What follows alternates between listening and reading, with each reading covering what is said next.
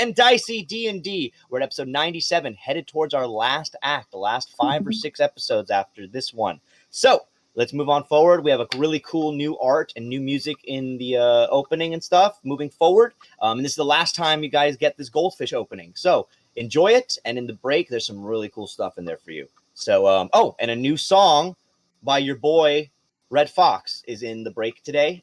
Just because, once again, this is ending Astrom's kind of first big arc before unfortunately, his last arc with us. So yeah, let's go.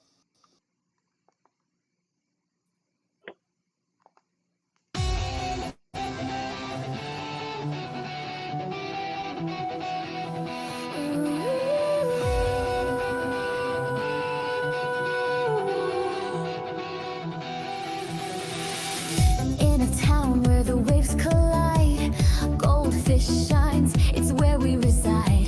But shadows rise, there's a storm inside. Misfits gather for the coming fight. Norman grins from the depths unknown.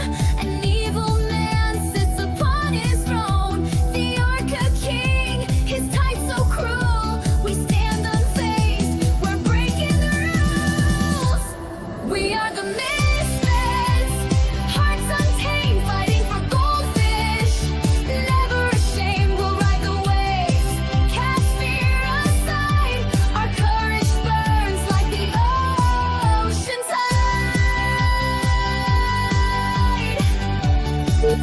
Like the ocean tide.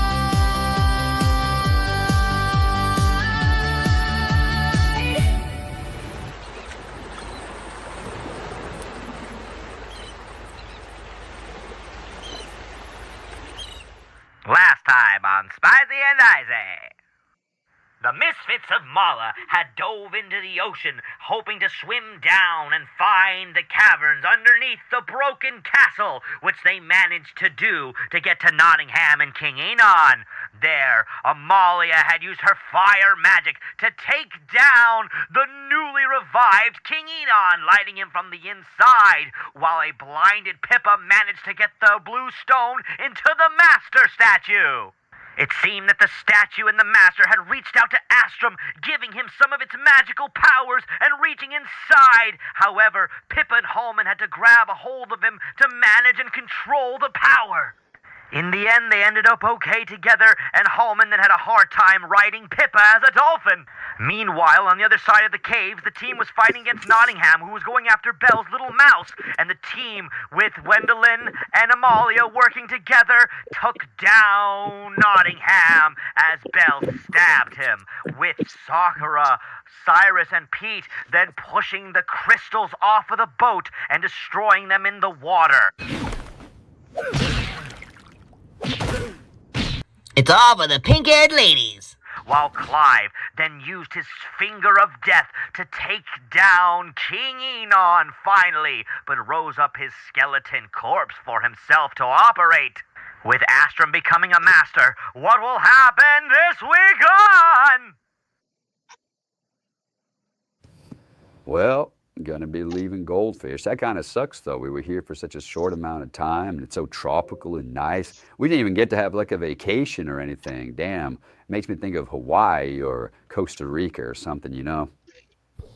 Wow, going into the last arc of this campaign. Can you believe it? I mean, there was a while I wasn't even here doing these things for this campaign, and then I came in and remember the old announcer guy died or whatever? It was crazy. We've been here for a long time.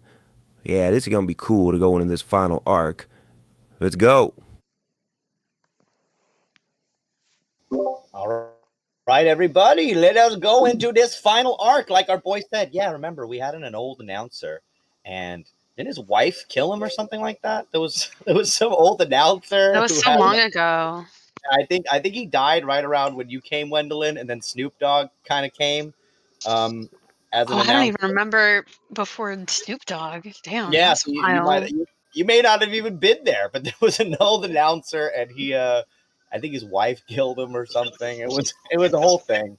But anywho, it's good to see you guys. Welcome back, everybody, to this week's episode of Spicy and Dicey. I'll open up the map for you guys. However, it's not too relevant, I guess, in tonight's episode because you guys have the episode to explore and have your final night in Goldfish. However, I will still pull up the map for you. The game has started and it is open. You guys can go to the thing if you'd like to look what's around you in the town. And here we go.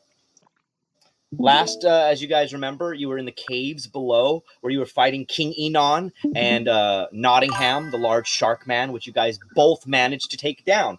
Astrum, as you remember, you were injected basically or infused with the magic from the whale master who you, Halmon, and Pippa were the only ones basically able to understand. It was telling you that it was dying, and it put basically the last bit of its powerful magic as a master inside of you, Astrum.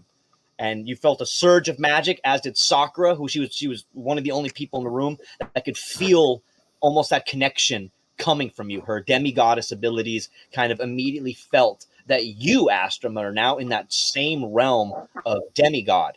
It's not exactly a demigod, but you are radiating massive power. And Sakura, you could feel it from across the cave. You were like, "Whoa, he's surging with energy like me."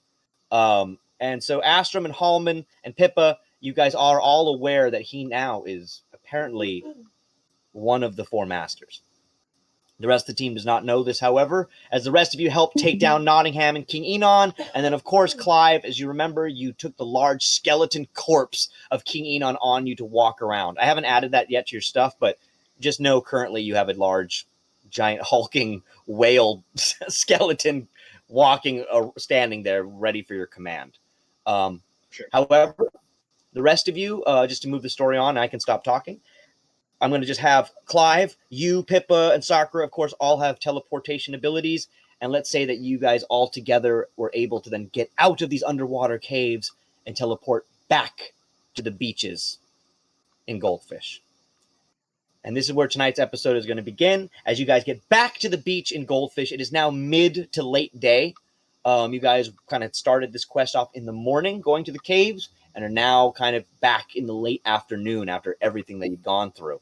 As you get onto the beach, you see Paloma, Astrum, immediately there waiting for you. Behind her, it seems that all the Kappa and the Fishman people of Goldfish are celebrating. They have flags waving in the air. They're obviously happy. Music, Astrum, for the first time in a very long time for your ears, is on the beaches of Goldfish. The people seem happy. It's been a long 10 to 15 years, Astrum, of you knowing that every time you guys would perform around this area, every time music was celebrated on these beaches and in this town, you were met with opposition. However, now it seems that the Kappa, the fish folk, Paloma herself, beam with radiance as they sing. Hence the song earlier that I was playing. You hear like them going, "De la, mama son de la, mama son de la, when I'm with you." And they're like singing like, "I've been waiting for you all my life, waiting for a miracle, baby. I've been waiting day and night." So they're like all just singing and partying on the beach. They're celebrating, of course, as they see you. Paloma goes, "Revolution!" As she puts her fist up in the air, and the little Kappa all begin to go, "Revolution!" And they're all chanting for the revolution that has been brought into their town. Goldfish is saved, and music continues. As you guys all head on to the beach, Halmon, the glowing purple stone that you have seems to radiate with energy as you stand next to Astrum now. It seems that in close proximity, Halmon, the purple stone seems to be slightly luminous, not vibrating or anything like the other stones, just kind of illuminating. And now, as they celebrate on the beach, as you can see on the map, Hades and Cal are watching above with the rest of those, the large blue squares, as you guys can see on the map. Those are drow, from drow soldiers, the drow recruits, and the drow that work with Hades. The green circles are the large groups of the Fishman and the Kappa, now all out partying and celebrating within Goldfish around the town square, near the beach. They're all having a great time singing their little song. And you guys now have the ability to do whatever you'd like. So, as they're all celebrating on the beach, let's start with you. Let's go up top of my screen. Amalia, you're with the whole rest of the group. What would you like to do? You managed to succeed in the mission on, I guess somehow retrieving the master. You did see that something was happening with Astrum. However, you don't really know what was going on. So I want to start with you, Amalia. Anything? I think as she gets back, she's gonna kind of like eye Astrum. And can I do an Arcana check to kind of like get any info about like the magic he's like giving off, or? Yeah. What's your Arcana passive? Hold on. Is the map not working for you, Molly? Do I have to do it again? Oh yeah. If you can, it's stuck on the screen. Yeah, let me load it. I'll redo it for you guys. I got a 29 for Arcana. Fantastic. So, Amalia, as you get back on the beach, once again, you feel immediately in your presence amongst your group, boom, like wave of magic energy just surges from Astrum and basically just hits you like a rock as you just basically feel the magic coming from him, from your group. I would say she kind of like braces herself as she feels like the magic come towards her and looks at Astrum and goes, "What happened?" Apparently, your boy's a master now. Define you're a master now. Like, what does that mean? You absorbed it? Well, when the master disappeared, per se, he told me he couldn't go on. And since I was the only fish man around, he asked me if I would accept his power. And I said yes. So, looks like your boy is a part of the Big Daddy Master Club now. How is your body containing that much magic, though? We'll help from home. We'll help from understand Pippa. how you're not. Pippa, what'd you do? I mean, I don't really know. I was blind for some of it, but I heard the master. He was like, I'm going to give you the rest of my power because I can't live on anymore. And then all of a sudden, Astrum was flying in the air. Halmon made me grab his gross leg. I was pulled up to it, and the radiation of the magic was flowing through us and somehow was able to just hone itself in. I don't know, but it was pretty epic. I heard it. I'm going to look towards Clive and go, what do you think about this?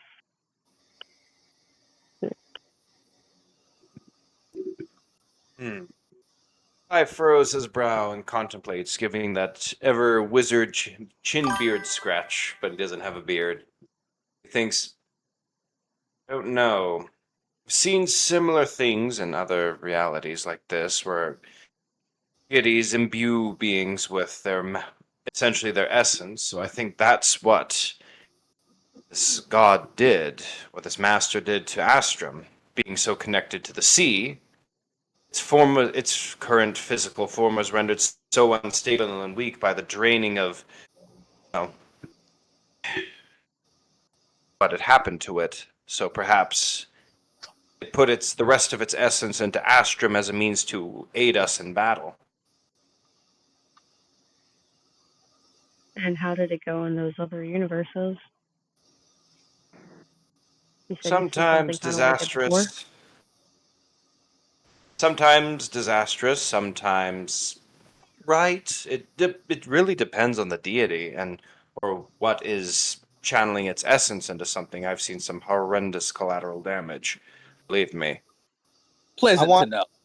I want Astrum here, as Clive is talking about this, and you say basically pleasant to know, Astrum. Give me a quick. I'm going to have you do a wisdom check for me, Astrum. As they're talking about this magic that's in you, I want you to give me a quick wisdom roll, a check, please. As you're kind of like trying to feel this magic inside you and you're listening to their conversation, I want you to see if you get anything from this. Let me know what you get, buddy. I got a 9. He ain't done. A 9. So yeah, I mean, Astrum, you're not well versed in this type of magic, buddy. So as you're like fucking trying to feel this, you don't really understand it, but you're once again just trying to feel what's going on. However, it's not really making much sense to you. Once again, you just feel this magic and this new energy surging through your body. However, Amalia brought up something else that how are you handling this much magic? And Clive said sometimes disastrous and sometimes not. As you hear these words, Astrum, the tingling, super powerful energy in your body definitely is an interesting sensation. Pippa wants to go up to Astrum and like poke him a little bit. So how are you feeling anything now yet? Do you feel like a master? Maybe we could test the skills.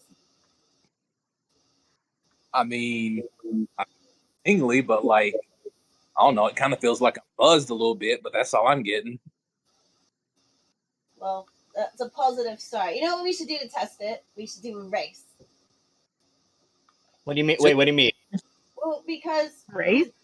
Master was like a big whale soul, right? So, and you're a fish man. Maybe you can go like super fast now in the water. I don't know. I'm just trying to see maybe where you got the skills. All right, turn into a dolphin. We'll race right now. You're on. Let's do it. Hey, Cal, you want to join? Anybody else want to join? This would be so much fun.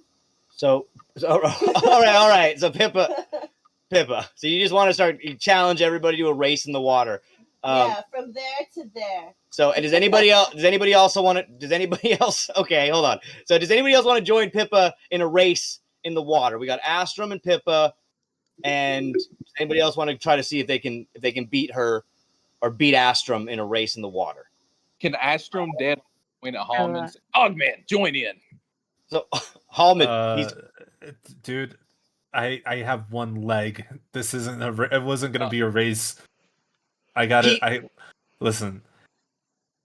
Not today, but yes.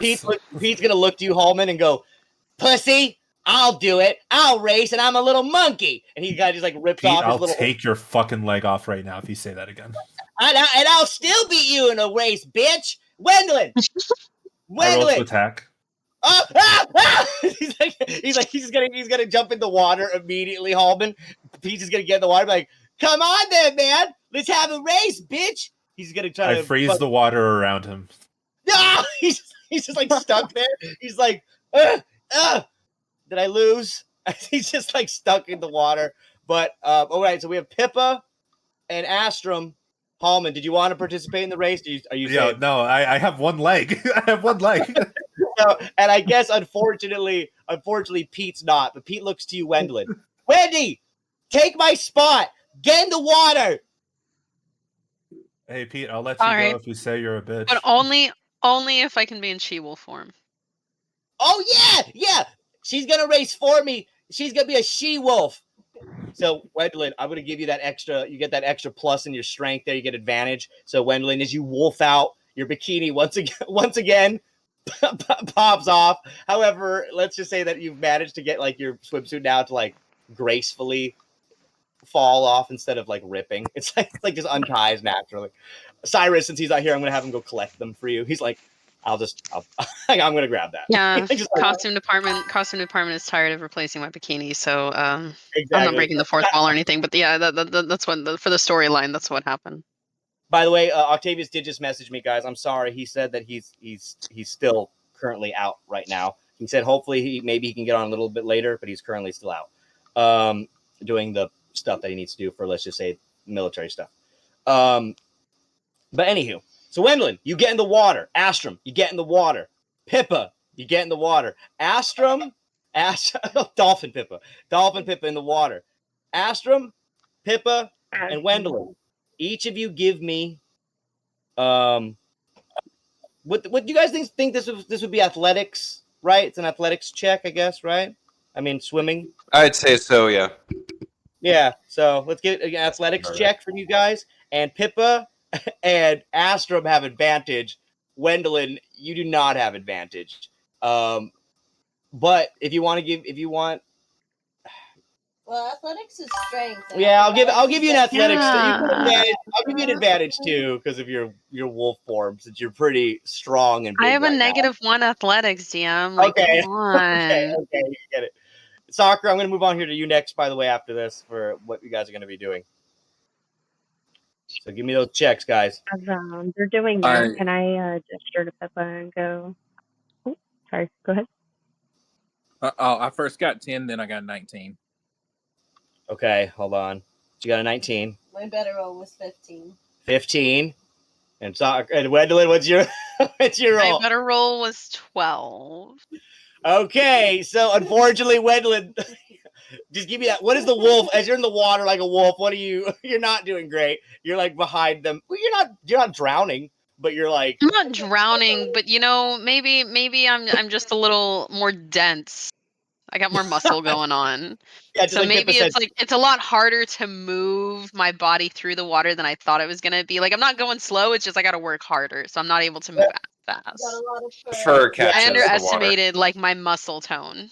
And it's the fur. I think the main thing is the fur. The fur, holding yeah. I'm not. The fur is not not hydrophobic. It's not hydrophobic. I'm not a water breed type of dog. Well, I don't know. Well, you managed to stay afloat, but you're in the back, definitely just doggy paddling, just like right behind them. Pippa, though, boom, dolphin speed. You're dolphin swimming, Pippa. You're going crazy. But Astrum, you feel the master inside your body. You feel this new surge of radiant energy through your body. You feel one with the ocean. Literally the definition of a sea king. And Astrum, like a rock skipping across water. Boop, boop, boop, boop. You're just shooting through the water like Aquaman, just as you go through the water. Astrum, you completely win the race by a mile. As you just kind of like 0 to 100. Yeah, 0 to hero, just like that. As you go, boom, straight through the water like a bullet. So Astrum, you managed to beat them and come out the other end. What do you want to say? Astrum just kind of looks down at his own hands, and he's kind of like amazed that even just happened. He's like, man, I'm like a chocolate covered Aquaman. So like all of a sudden, like Pete just looks at you, Halmon, like, yeah, there's no way we were gonna beat that, man. You're right. I'm sorry, dude. You're right. You're right, bro. In the water again. No. He's like, fuck, he just headed the water. He gets up like, ugh, fuck you, Halmon. He's gonna like just pushes himself out of the ice hole and he goes over to Sakura like, fucking barbarian. So Astrum, you managed to win the race, and Paloma and the other Capra just looking at you. They've never seen you swim this fast. They're just like, Paloma just goes like, whoa. That's my boy, Astrum! And she's just like looks at you like, yeah! And so they're all cheering you on, Astrum. And once again, you kind of feel, I'm assuming, feel elated. And it's pretty cool to see this for your town. However, I'm going to move over to Sakura. What would you like to do? You're here in Goldfish, and you don't have too much to do, Sakura, but Pete's kind of just come over to you. And you do notice that Pete is being a little shifty. Sakura, as he comes over to you, he shakes some of the ice that Halmon just got on him. He shakes it off like, ugh, fucking Halmon. And he just kind of looks up to you, Sakura, like, you all right? You doing okay from down there? Yeah, it seems like you're staying pretty cool. Well, I'm trying to be cool. I feel a little bad about showing up late for you guys, but he looks around. Sakura, you want to give me a perception roll here with Pete? I think I have, what does it say? I'm pretty sure I have a passive of like 18 or something. Okay, we'll check it out. Let me know. Yeah, I have a passive of 19. Okay, I'll give you that. You definitely can tell that Pete's looking a little shifty as he looks around. He's like kind of looking around on the beach. He's looking a little suspicious as he's looking around. You can definitely clock that he's kind of nervous about something. Seems to be like holding his hands back, kind of fiddling with a pouch that he's got. What you looking around for, Pete? What you got in that pouch there? Well, I didn't want to tell you yet, but come here.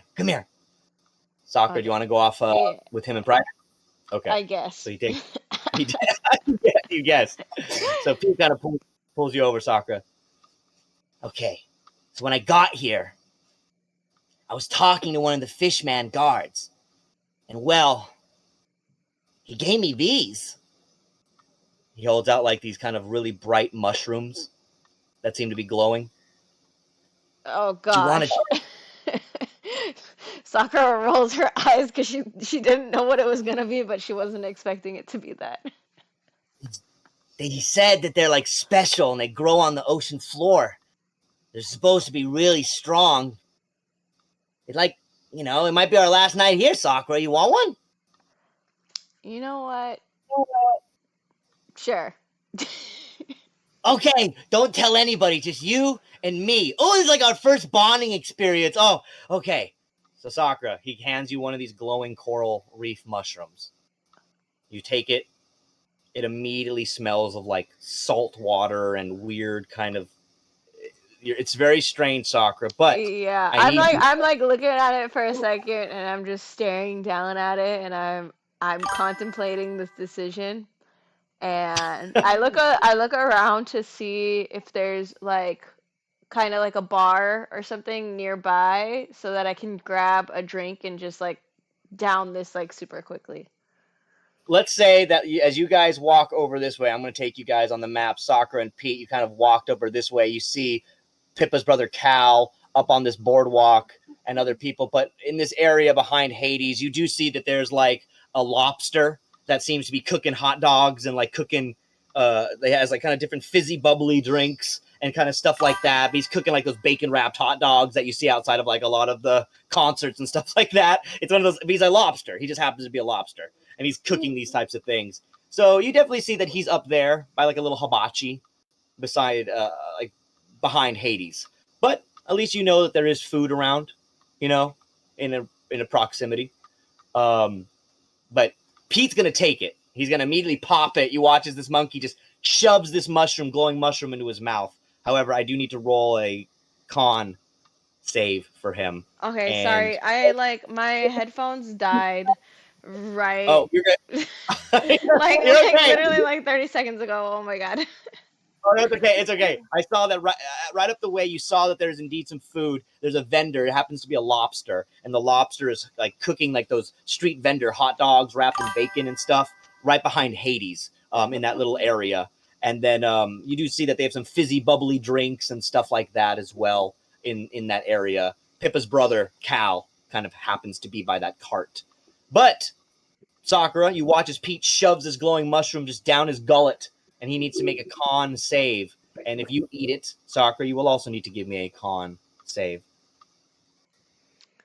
I think what she's gonna. Oh my god, that was a good roll. Yeah, Pete takes it. But even though he rolled really well, Sakura, you see, and if you want to see his reaction first, you can wait.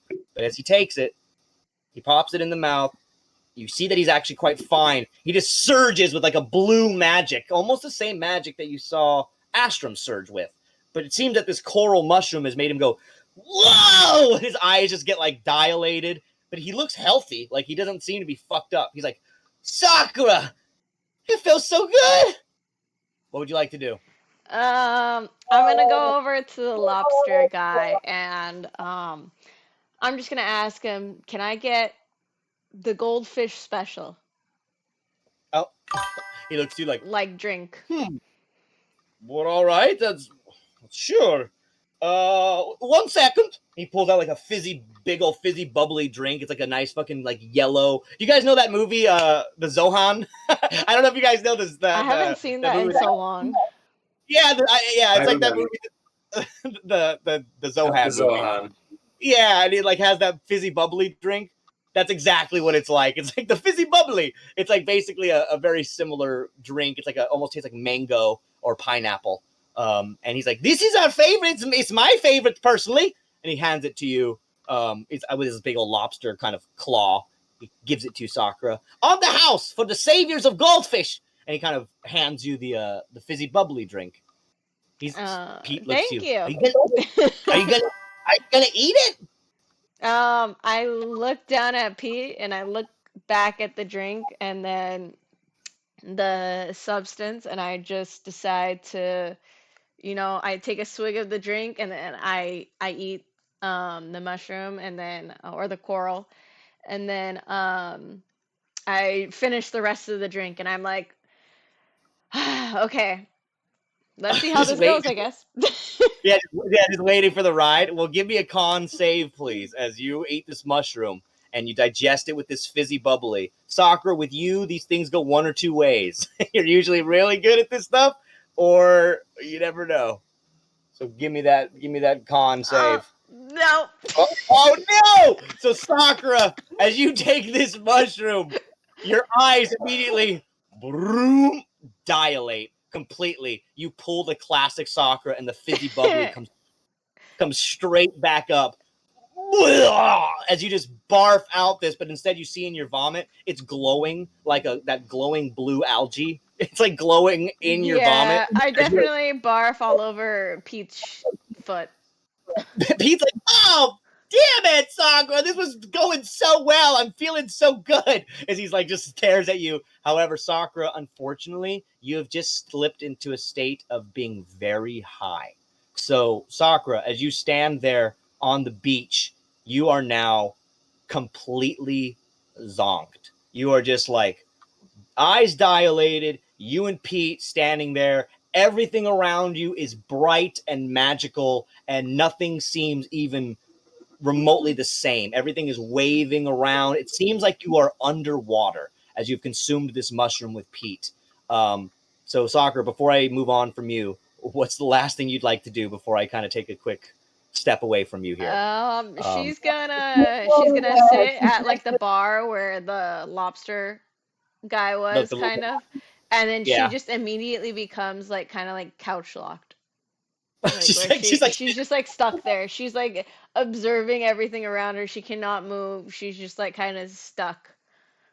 Pete's just gonna look at the hibachi guy, the little lobster man. He goes, "Oh man, I think we're gonna need 2 more drinks." he just basically orders 2 more fizzy bubblies, and the lobster brings them and puts them in front of you. Sakura, you're just like staring at this fizzy drink, watching every bubble pop, pop, pop. It's very surreal. Yep, accurate. It's like as if you're having conversations with each bubble. But Pete does stay by your side. He's more conscious. He is handling his high a lot better than you. And so he does stay by your side and he's like, oh shit, this is my fault. And he actually is going to call over out to Wendeline. Wendy, I might need your help later, okay? Later or now? Let's see how the next half hour goes, and then I'll let you know. So Pete just like, you can see Wendeline, that both Sakura and Pete's eyes are very dilated. You can even make it out from down the beach. You can see that they're both just big, fucking dilated, high eyeballs. Did Wendeline, you see the throw up on Pete's foot? Well, I'm just gonna say that she can see from where she is. You can see vomit all over that boardwalk. I see what's going on over there. Don't worry about it. So, Wendeline, now that we're at you, what would you like to do? And don't worry, I'm going to go to Halmon. You're up next. What would you like to do, Wendeline? As you're here on the beach, you were with Sirus last. You just did your swim, and you came back. So I'm assuming you turned back into a human form after that. That's up to you, though.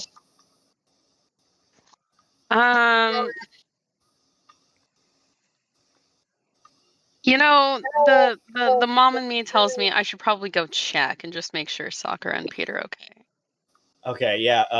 Sirus is going to be like, yeah, I know. Yeah. he gestures like, go check on him. And he kind of just like turns back towards the beach. Yeah, so let me go over to them and then I guess check on them. Okay, so as you go over to Wendeline and Pete, you can definitely see Wendeline. Give me a medicine check here. Sure. And you have advantage on these with your medicine checks, as you know. So I sure do. I have a 19. 19. That's great. So as you see, you can definitely make out that Sakura is very, very high. She is extraordinarily high. However, Wendeline, you have seen this before. You are from South Malla. teenagers go diving in the water all the time, and they find this coral mushroom, and they blaze out. They get bonked. And you've seen it as a kid, maybe even Wendeline, you maybe even tried it once. I don't know. But you definitely know what this is. Now, give me a history roll. This is a check.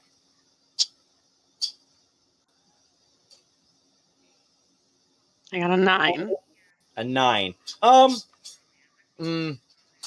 say that unfortunately for you, Wendeline, once again, you've seen this before. You know of it, but once again, dealing with it, what you can remember from your past is that you basically had to ride it out.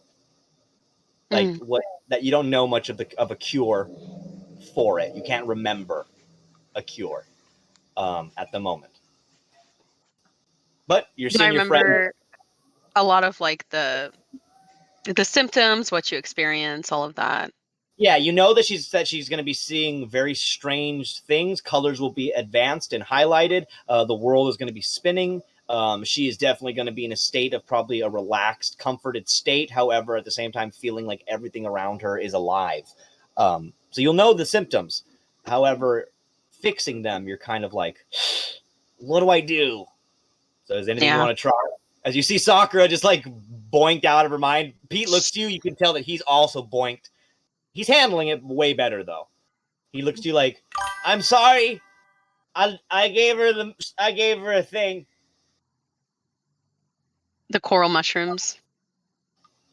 Yeah, no. Hold on, I'm gonna have him roll deception as he goes. No. He tries to look at you straight at your face. He rolled a 10, so he's like, no, I didn't give her a mushroom. Sure you didn't. I didn't! He just like looks at you, but his eyes are just dilated. So Wendeline, before I move on from you, anything you want to do to try to help out Sakura at all? She's definitely boinked out and stuff. Anything you want to attempt or try? I'm trying to like maybe look through my list of spells to see if there's something I could try. Like I'm like, Sakura, how are you feeling right now? I say that and look to her. I look at Wendeline and my eyes just get even bigger and I'm like, oh my god, you're so beautiful. she's just like as you look at her, Sakura, you just see like this like this brown blob of a woman just like moving like this. It's just like this like moving like blob of Wendeline. It's not her even. It's just this moving blob. Wait, is she so wolfed out? Like, is she like a wet? No, I think she turned back into her person. I would assume. I mean, that's up to you, Wendy. So. You can be a wolf too. Yeah, no. I'm human again, just for Sakura's sake, because I'm sure seeing me as a wolf while tripping balls is probably not what she needs right now. Not gonna help. Hold on. But would she not be naked if she was human right now? Yeah, she would be like. No, we talked about this like 10 minutes ago. The bikini just fell off, so naturally I put it back on after I was done swimming because how dare I walk around naked in front of y'all? Cyrus made sure those boobs were covered. He would him too. Whatever. That also. I mean, not just because he liked you, kind of, but at the same time, Cyrus would have done that to anybody. He would have done that to Cyrus probably put the bikini on me because he felt like he had to, otherwise he couldn't get anything done. So we'll just leave it at that. Okay, that's very valid too. But Sakura, you are definitely still in your state, and Wendeline, let's just say that like as you're looking at her, you can tell like poor baby girl, like she is yeah, she's zonked. She's in for the night. So you guys are hanging out at the bar there for the moment in time. However, Wendeline, before I move on from you, can you please give me one wisdom check, please? I can, I suppose, a wisdom check. It's a wisdom check. You haven't had one of these in a minute. That's a dirty 20. A dirty 20. That's well more than enough.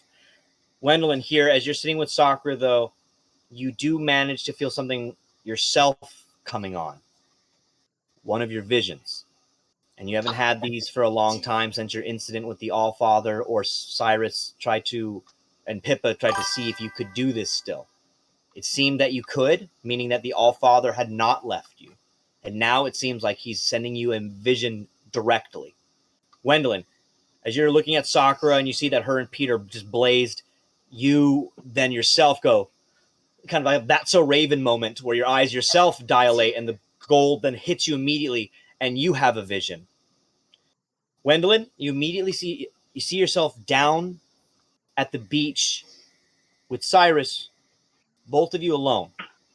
However, you both are looking up at the sky. This seems to be later in the night tonight, back at the same area that you two were at before when you left to go find your brother. However, this is not at this moment in time. You are having a vision of later tonight, seemingly something telling you for you two to go there. As you have the vision of the beach area, immediately feeling the sensation that something is telling you that you two are going to be at this place and are needed there later tonight. It fills your brain, and then it goes away. The gold magic lingers, Wendeline, but you know now, for some reason, you've seen seemingly a picture of your future there, or you needing to be there.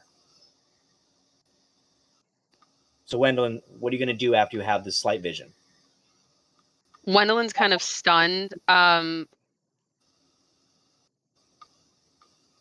sure she's probably thankful that Pete and Sakura are zooted right now, because she's probably blushing at the vision that she just had. She was like, that was a little bit romantic. She doesn't say that out loud, but that is the thought that she has. She's like, what? So she doesn't know what to do with that vision. Well, very out of nowhere. Well, as you look at the sun, you can tell that it's not as dark right now as it was in your vision. So that's up to you if you want to go to the location later or not. This is just a vision that the Allfather has put in your mind. Once again, you didn't see anything, but you and Sirus down at that location on the beach, something compelling you to go there. That's what you've gotten. It is telling you to do so. I'm not telling you to do so. This is what the vision you've received is telling you to do. So as you think about that moment with Sirus, you can either choose to stay with Pete and Sakura here at the bar, or you can head off to that location part of the beach. It's really up to you. I mean, I guess I should probably go to that part of the beach, shouldn't I? Hey, Stassi, this is up to you. What would you like to do? I'm going to do that. I'm assuming Pete and Sakura are okay, at least at this current point in time, or there's nothing that I can really do to improve her situation. She said I was beautiful. That seems like normal Sakura, just a little bit, exaggerated. So I'm like, okay, guys, you know where to find me. I'm gonna, and she just kind of turns and leaves. She's like, Pete's like, bye. He just like waves you and looks back to like Sakura, goes like, she was super nice. As she's walking away, she turns back to Pete and is like, "Don't give her any more." And then she just keeps walking. Pete's like, "I don't have any more to give." He looks at Sakura. God, it's good. Should we get more? He looks at you, Sakura, like, should we get more? But I'm not gonna let you answer, Sakura. But we go on to Wendeline. You head to Sirus, and I'm gonna have you say as you head down to him. Do you want to relay to him about the vision that you just had, or do you want him to walk with you down to this part of the beach? I'm assuming you would want to tell him that, but that's up to you. Yeah, I'll walk up to him and say, let's go take a walk over by, where was it again, DM? It was like don't worry, it was the area that you guys went last time to find Kai. So just kind of like down. Yeah, what DM said. Go there. Yeah. the cave area. Yeah. He looks at you, Wendeline, like, okay, are you all right? Is everything fine? You okay? Yeah. I just I want to get a second look at something. I think there was something that we missed. All right. Sure. Sure thing. So I'm going to actually roll for Sirus, though, really fast. And don't worry, Halmon, I'm up to you next. And then it's going to be Halmon, and then Sierra, I'm up to you too. And then Pippa, I'm going to go back to you. So, Clive. Sorry, Clive. After I'm going to get to Clive after Halmon, I promise. But for Sirus, I'm going to have him do an insight on you, Wendeline. He didn't roll great, only a 13. He looks to you. I mean, he sees that you you want to lead him somewhere. He's like, yeah, sure, okay. Yeah, let's go. So he then joins you as you guys then begin to walk down the beach. Now we're going to go to Halmon. So Halmon, you see right now, it seems that you've just come back out of watching Pippa and Astrum and Wendeline have their race. You're on the beach currently with little Belle is there next to you as well. You see that Amalia was talking with them. You were there for all of that, of course. But now you've seen that Wendeline and Sirus seem to be going off in their own direction as Sakura and Pete have gone off in their own other direction. So, Halmon, what would you like to do? This is kind of like your last night here in Goldfish. Anything on your mind or anything that you'd like to get done, go by, anything at all? Halmon.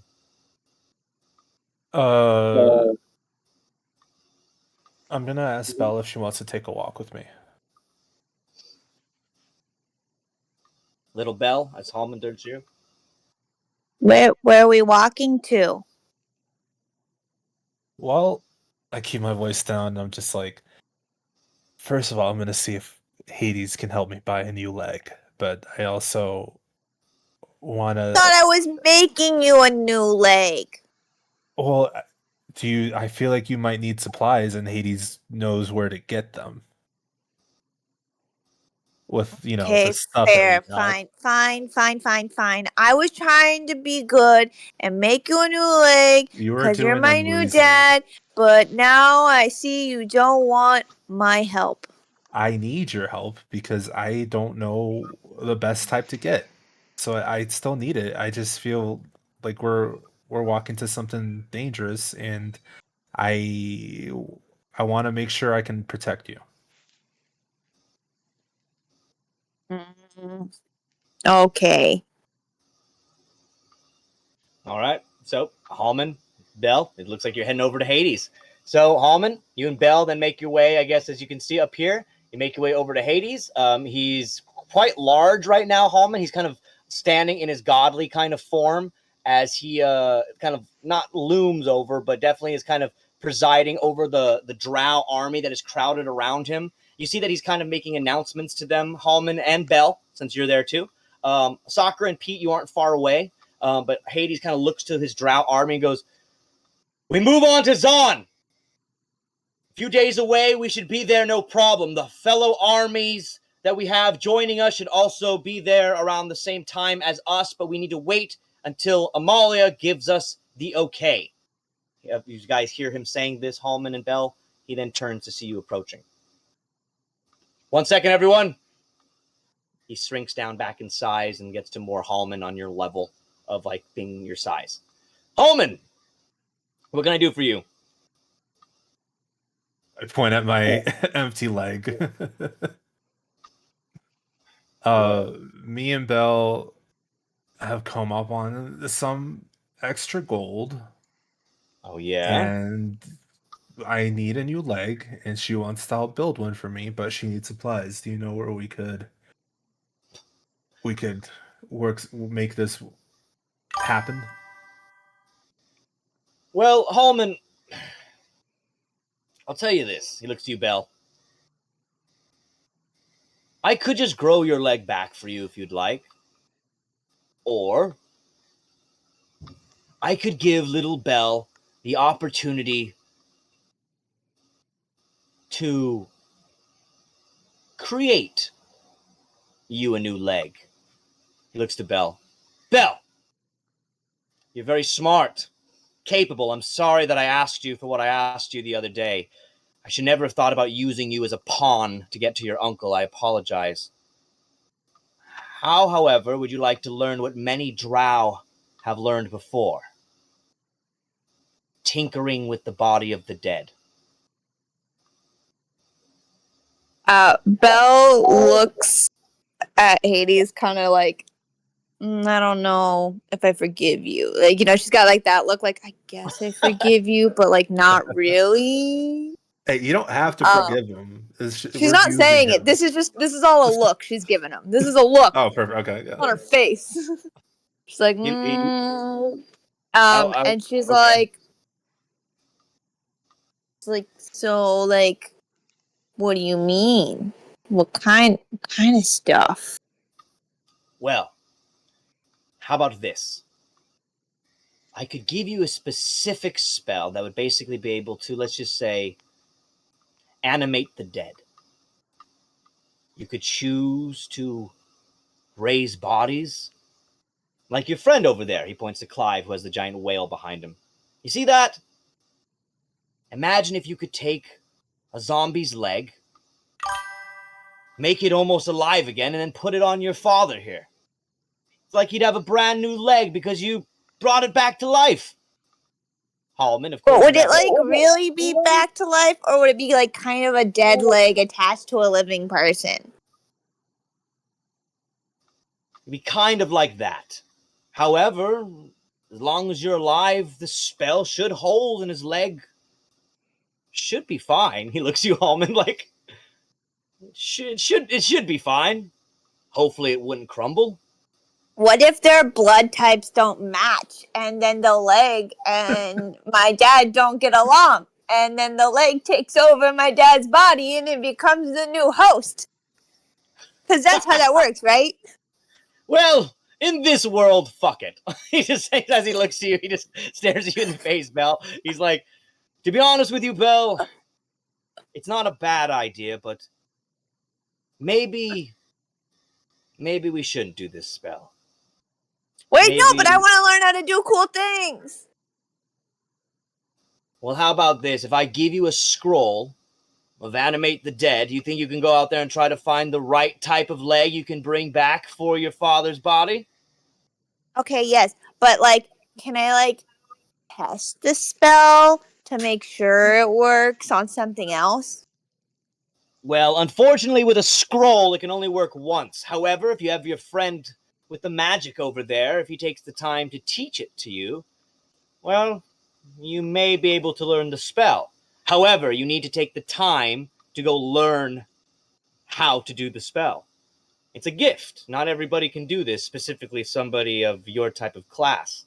But in specific cases, one can learn the spell. Yeah, but I want to make sure, like, when I do it for my dad, I do it right. I don't want to do it, like, the one and only time and then, like, say I mess it up.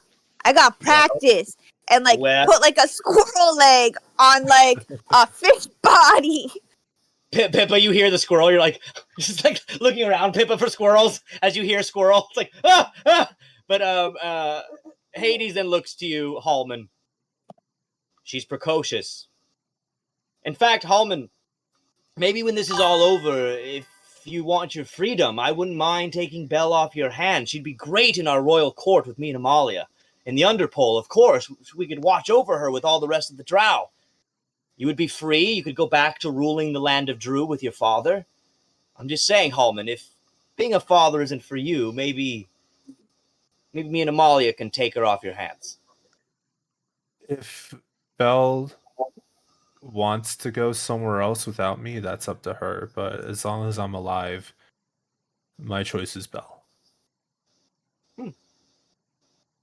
Well, I look at Belle and I'm like, you have become the single most important anything to me in this entire world.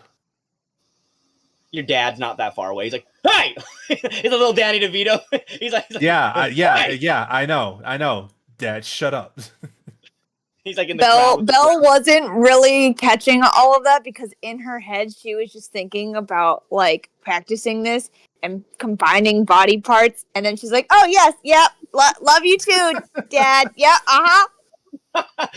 Hades is watching this interaction. Halmon, you like had like little tears in your eyes as you were saying that, and she's like, "Oh yeah, I love you too." And you're just like, then he looks back to you. I'm just saying, Halmon, running a kingdom will be very hard, I'm sure, especially getting it back on track after this war.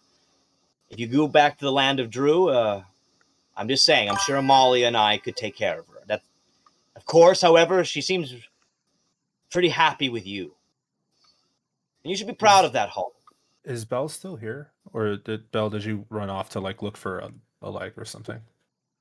No, she's just thinking. She's still there. Unless you want her to run off. That's I don't know. Do you need her to run off? I mean, I don't want to. You can literally just go and say, "Oh my God, look, a possible leg over there." Oh my God, look, a possible leg over there. What? Where? Oh my God, where? Okay, runs.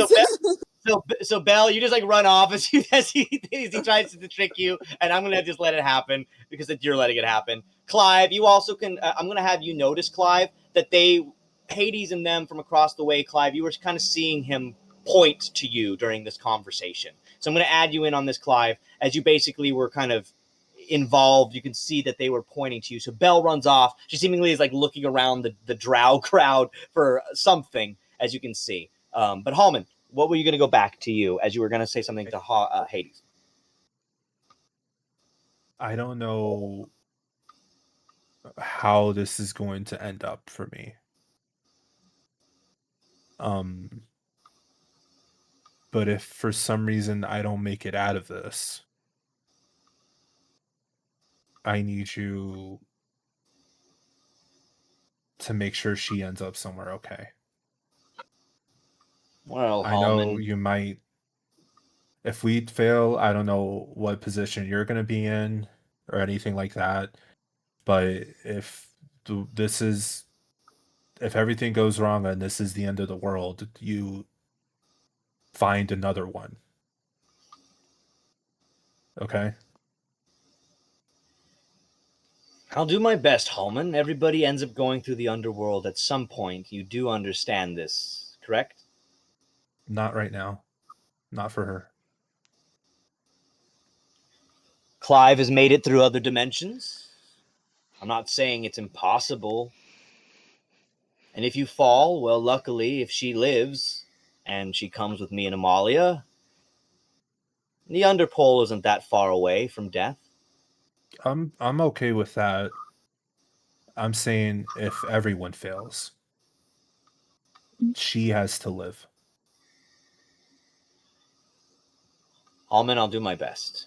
Once again, I can't tell you everybody lives. It never is that way in any dimension. Ask your friend Clive. Hades, However, I don't need everyone to live. I need her to live. I need one. Just give me one. Look, everybody gets one wish from a god if they truly ask. And if that's yours, without a doubt.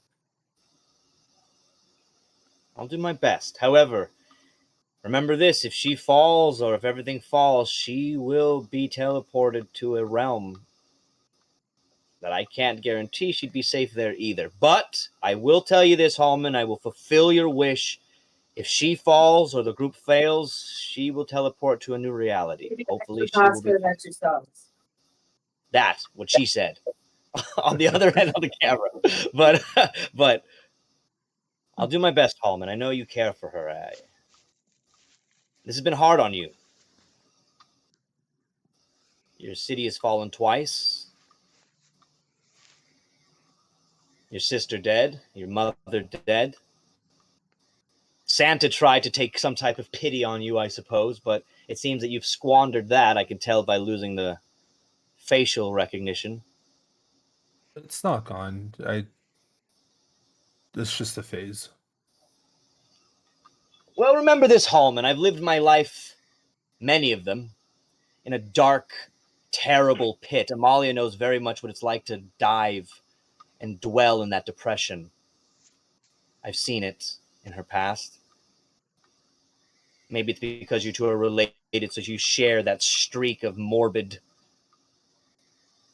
I don't know, thought continuity. I don't know how to put it in the other words, Halmon, but the only reason that you're with Belle now and we're even doing this, trying to save this reality, is because I pulled myself out of it, and luckily, being with a woman like Amalia makes it all the better.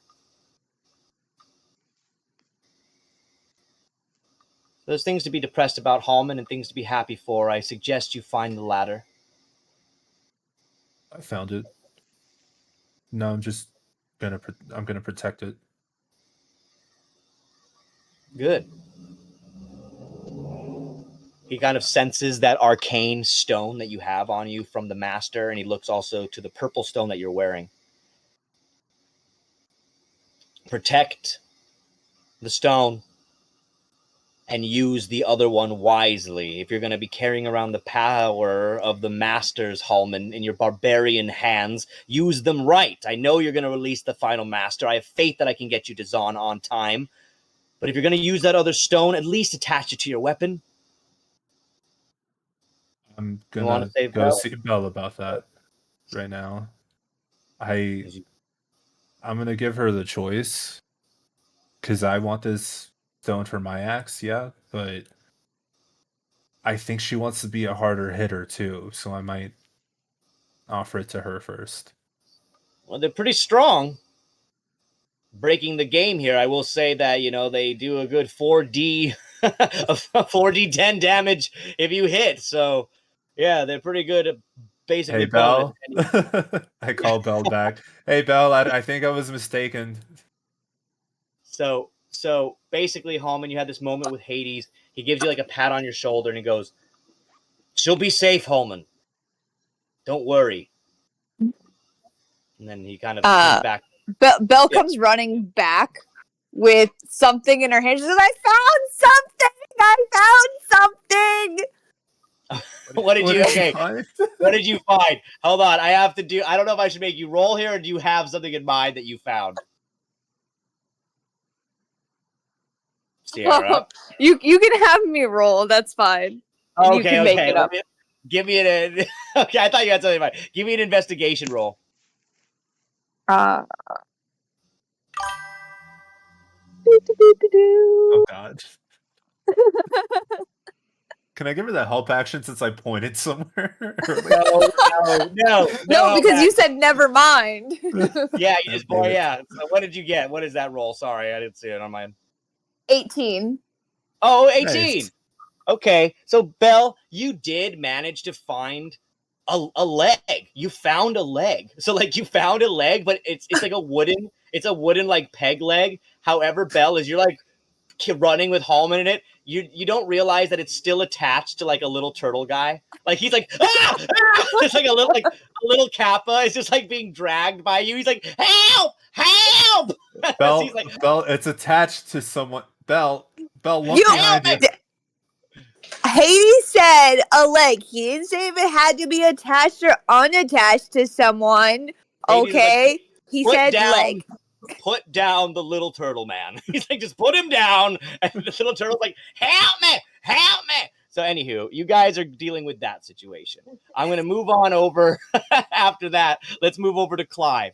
Clive, you happen to see all your different friends here go off in their different direction. Pippa, I'm going to end up with you and Astrum here at the end after Clive. And then all of you guys, don't worry. We're going to then take a quick little thing and then get back to the game. So Clive, you are now at the beach. Your friends have gone off in their own little directions to do some certain things. What would you like to do, Clive, at this moment? Clive is actually going to... Can he go to the visitor center that's been... They fought Norman. I know it's like collapsed and all that, but I want to see if...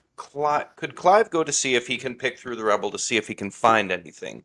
Particularly the seeing stone that was projecting... what was his name? What was his name? Oh, the Halsworth. The Halsworth stone. Yes, him. Yeah, as you can go to the rubble. You just have to give me an investigation roll as you make your way up to the old, like with the Drow recruitment center. Give me an investigation roll. I don't have too much plan for this, just so you know. I didn't expect anything there, but I'll see what we can think of, or what we can. Well, it depends on what I roll. So here we go. Exactly. I didn't prepare for this one, so I got a 17. Okay. So you found something. So as you head there, Clive, you are like rifling once again through the stuff. The Drow guards let you through. They're like, oh, of course, Mr. Geiger, come through. Thank you. They know your name. Hades has obviously informed them who you are. They're like, it's Mr. Geiger. Let him through. As you get to the area, you see all the rubble and stuff there. You can see the shattered remains of Norman's like tattered fucking military garb that he was wearing. However, if you make your way back to the area where Hallsworth was being projected, you don't see anything there but the broken crystal that it was projecting him out of. So unfortunately, that was just seemingly a regular crystal that with magic was being basically, the essence was going through it. His projection was kind of harnessing the arcane through that and projecting his hologram. However, as you do look around, you see on the ground there seems to be a flyer. And the flyer seems to be for the new mayor of Zon. As you pick it up, Clive, you find this flyer. Can you give me one more inspection roll as you look at it? Actually, you know what? This can be either wisdom or history, whatever you have a better thing in. Either one will work. I just rolled the investigation. Investigate. Okay. Let's see what you got with that, and I'll give you that. But just because I changed 19. Okay. So since you rolled really well on it, we'll just give you that. As you look at it and you're reading it through, you very quickly realize, Clive, that the new mayor of Zon is indeed Puff himself. You know Puff from the quick interaction you had with Sett and hearing about all that down in the Underpole. And you see that on this flyer that you found burnt up and ripped, that Puff indeed has been elected the mayor of Zon. His smiling kind of face that looks like mine, and his blonde kind of spiky hair, wearing kind of almost a purple Hugh Hefner type of blazer, smoking jacket with a white shirt underneath as he smiles basically to the camera of this poster that you see, or the painting, if you will, of him. And very Gilderoy Lockhart-like. Yeah, in a way, yes. He's very much seemingly a political figure now. And just like Amalia, one of the rulers of the city. In fact, Zon is the sister city to Ulrich. So, Clive, that is what you have found. I folds up the piece of paper, puts it in his pocket, gives a deep sigh. Gonna have to deal with that shithead again. All right. Could Clive pick up a few of the pieces of the crystal that is shattered and pocket it as well? Yes, you can. I'd like to try something when they're back on the. He wants to try something when they're back on the ship. A little bit of magic. All right. Well, you can if you get back to the ship. Maybe Hades has something. Well, you can get back on the ship for one more night to rest. Yes. But Clive, you pick up the pieces of the crystal. If you want, you can add just some crystal to your thing. You can either sell them. They are pure crystal, so it is like a pure crystal. So you can sell the crystal or use it for something. Clive, anything else before I move on to Pippa and Astrum? And then after them, we're going to take a quick break. Scouring about, he'll go back over to Norman, and he's completely mush, right? Like he's just viscera on the floor. Yeah, he was burnt to a crisp, basically, and when Sirus blasted him with the Vengeance Blast. So he's basically just gone, and the rubble smashed him basically all around. Just a little bit of his uniform that's left. That's what Clive saw when sifting through the rubble? Yes. Like the French military cut stuff. Clive will pick that up and then just look at it. Maybe this is how Halmon can pay me back. He slings it over his shoulder and then just walks through the archway that the skeleton was holding up some of the rubble. Just coldly walks past him. We're done here. Let's go. Okay. So, Clive, you've picked up some of Norman's garb, it seems. Something to do with Halmon, you said, and stuff. So the large skeleton behind you, the large whale, kind of Hulk, picks up the large rubble out of your way and moves it all around the way. He holds the crystals that you found for you as he kind of lumbers behind you. Just hear the large boom, boom, boom as the large whale skeleton then follows you. Clive, you managed to find this poster informing you of the trouble that you do know you have to go into right away as you get to Zon, and you've managed to find some pieces of crystal. Good job, Clive. Pippa, last thing here, you and Astrum are still on the beach after you've just had your race. Astrum, you kind of are on the beach with the Kappa and with Paloma. You and Pippa are down there still on the partying beach area. So Astrum, Pippa, what would you guys like to do as you guys are still down here at the beach? I'm going to start with you, Pippa, and then I'm going to go to you, Astrum. So Pippa, what would you like to do? I just picture like we're just probably like laying on the beach or something, or standing somewhere, like just kind of relaxing. I look over at Astrum. I mean, I know this is a lot to take in, trust me. I've done so many crazy things that every time we do something, it's a lot. But if I know one thing, you have this power for a reason. So, which is really cool, because I thought the master was gonna perish, which he kind of did, but he lives on in you. So I'm just curious to see where that goes for you. So, and obviously you're welcome to come with us when we go to Zon and stuff, even though Goldfish is saved. But I just think that's a really, really cool, and you just gotta figure out what all that means. And we're here for you. So Astrum kind of just takes like a deep sigh. There's a lot going on through his mind.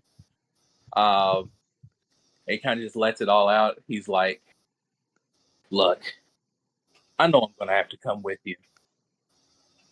Whenever I accepted the master's power, the first thing that came to my mind was Dad.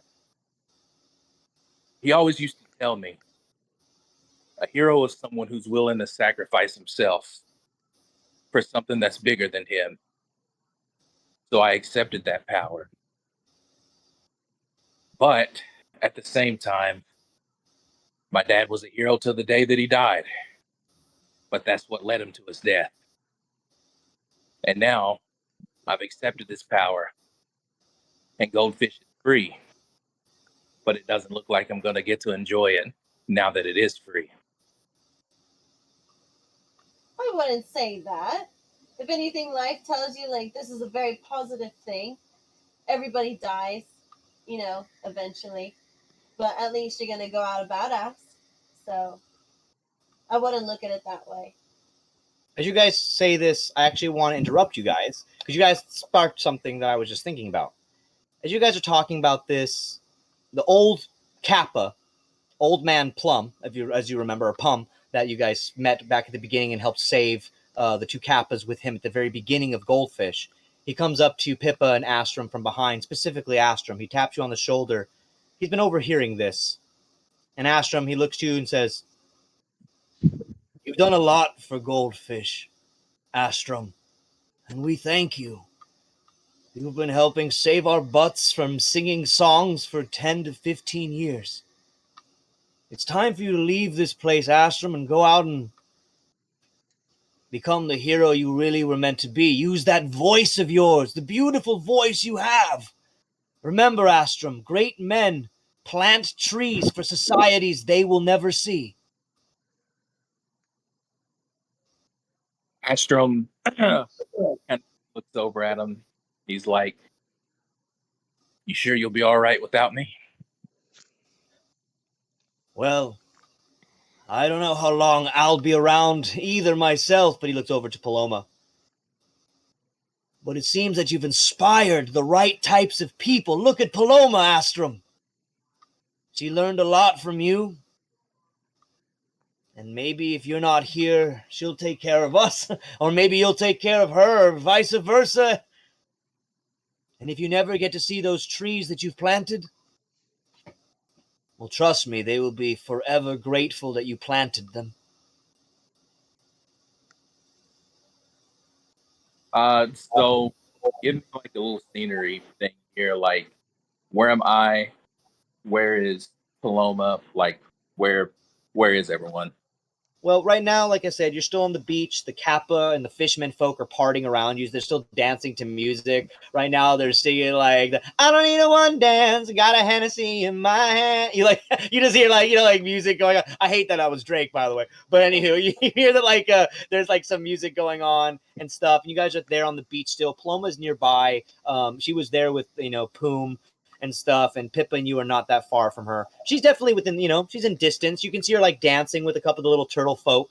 She's having a good time. Paloma's very happy that Goldfish has been saved. The little tiny penguins that play with the little rainbow pebbles that Wendeline really loved and stuff, they're around as well. You can see them in the water, kind of splashing around, playing with the little rainbow pebbles. But Pippa's next to you currently right now, Astrum. Okay, so I'm sorry. The guy, remind me what his name is. Pum. Okay, Pum. Astrum looks at Pum, and he's like, "Thank you.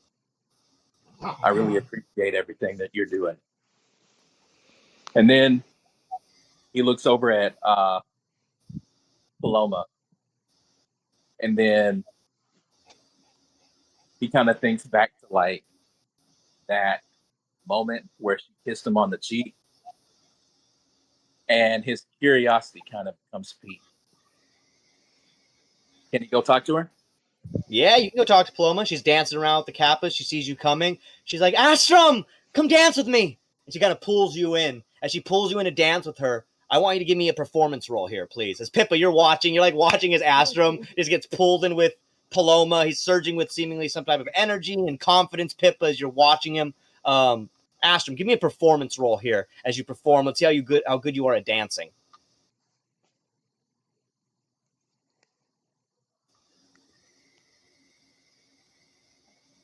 24.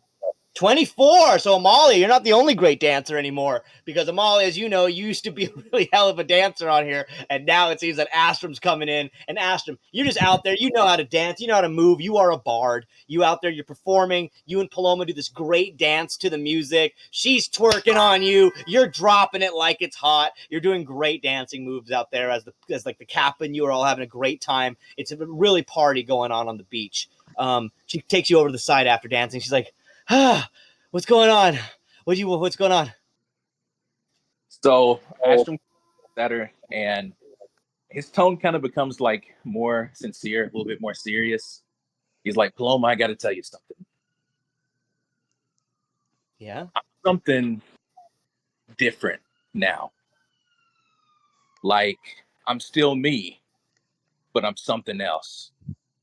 I got a great power now. And because of that, I'm not going to be able to stay here. At least not for now. Okay. Are you going to come back? If I make it, I'll definitely come back. If you make it, you better make it. I mean, if you don't make it, what are we going to do? I need you. We need you here. I trust you with this place, Paloma. You, Kappa, you've become the new ocean fighters. And I trust you to keep this place safe from anything that might threaten it. Well, we're going to be there at the war, too. If Hades needs us there, we're going to be there. What if I fall? What if I fall in battle of the Kappas and we don't have you to take it over when we fall? What if we fall, too? What are you going to do then? If we fall together. Well, look, I promise you, if you don't make it and I do, I'll take care of this place, okay? Thank you. Then he kind of looks at her. He's got like a little devilish grin on his face. He's like, "Oh, by the way, about that kiss on the cheek. Want to talk about that?" I'm just going to have her lean in and she's going to plant one on you. She's going to plant one on you. She's going to give you a kiss. I'm going to roll a performance roll for her, see how she does. Oh, shit, she got a nat 20. So she leans in and she just kisses you. You feel her, like her lips are beautiful. Her lips taste great. Her lips are full. She plants them on you and she just like kind of pulls away and then looks at you, Astrum, and kind of lingers as she's looking at you. What's your next move as we head off into our break here in a second? What would you like to do, Astrum? Then you're just going to kind of look at it like, now I got a reason to come back home. she kind of then smiles and like giggles and says, and just kind of like pushes her hair out of the purple hair out over her ear, out of her face, and she smiles at you. And you guys sit there once again on the beach. Pippa, you see that Astrum is having a good time. Him and Paloma connecting. Makes you think about Gaggle maybe a little bit. I don't know. Yeah, you just hear Pippa go, "Aw." Just like it just ruins the moment. He's staring, watching, not doing anything else. Yeah, it's Astrum. You just look up and Pippa, let's just say you're like right there, like, like watching them. All right, guys. Well, we're going to take a quick break right now. And when we get back, I'm going to hit up all of you again to finish off your last little bit here in Goldfish. And that'll be the last episode here in Goldfish before we take a break next week. So we're going to take a quick break right now for about 5 minutes. Please enjoy the break. There's really cool new art in there. There's some funny, great little videos for you guys. And then something at the end I hope you guys will really like, continuing what Fox Face has been up to during this time.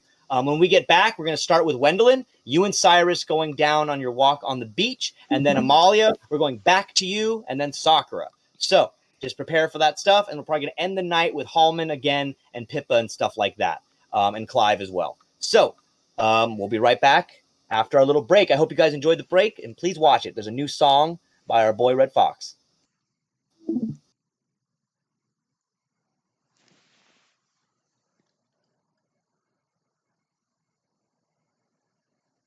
By the way, guys, doing a lot of talking tonight, putting me through the ringer. I love it. I mean, I talk a lot anyway, but I like when you guys just do stuff like that.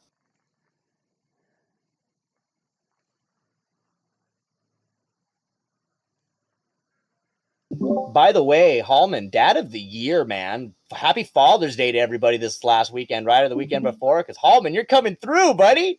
Gotta give you Dad of the Year. I already have enough money, thanks. Yeah, I mean, there's no cash prize, motherfucker.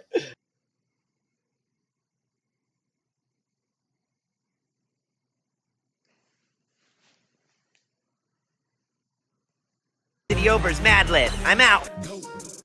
Hey guys, welcome back. And as you know, we're always promoting stuff here at Spicy and Dicey for the Dirty 20 Dye Shop. That's right.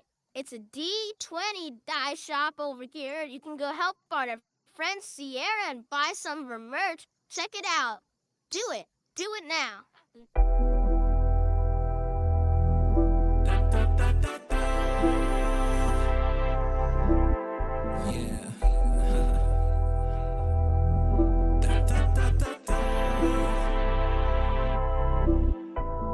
There's always gonna be a problem going through all of this trauma. Pray to my God that it'll stop them. He said, don't worry, I got them. They hope I fall like it's autumn, but I keep pressing on them a problem. Feeling like Batman in Gotham. They know that no one can stop them. There's always gonna be a problem going through all of this trauma. Pray to my God that it'll stop them. He said, don't worry, I got them. They hope I fall like it's autumn, but I keep pressing on them a problem. Feeling like Batman in Gotham. They know that no one can stop them. Ay, they can dim a light, I'm illuminated. Ay, one day I'ma flex like I knew I made it. Ay, counting all the cash I accumulated. Ay, as problems keep coming, I keep getting up. Always gonna be another level. Always gonna be a battle fighting with the devil. You can be the rock at the pebble, foot to the pedal. I'm on the road to be special. Ay, no matter the obstacle, I'ma get through. I got God on my back, so you know I can't lose. Keep it 10 toes like the sole of my shoes. I got paper to chase, I got haters to prove. I can be stand who still gotta move. I'ma follow my dreams, I don't care who approve. Been through the trauma, but now I'm immune. I'ma push through it all, I ain't got no excuse. Always gonna be another quest. Always gonna be another problem on my chest. Always gonna be a hater coming from my neck, but I won't quit, I just wear a bulletproof vest. I got the symbol of hope on my crest. Get in my way and get dropped like the rest. I will not settle for less. These problems I'm facing gon' get put to rest. This ain't no request. My life is an anime, this is the art where I push myself and I come out on top. I feel like the character no one can stop. I'm a legend, my life is a show, it's a bop. Put my pain aside, I won't stop the grind. I can't be stopped by the ops. Even if this one's a flop, I keep pushing on till I come out on top. I got this on top. There's always gonna be a problem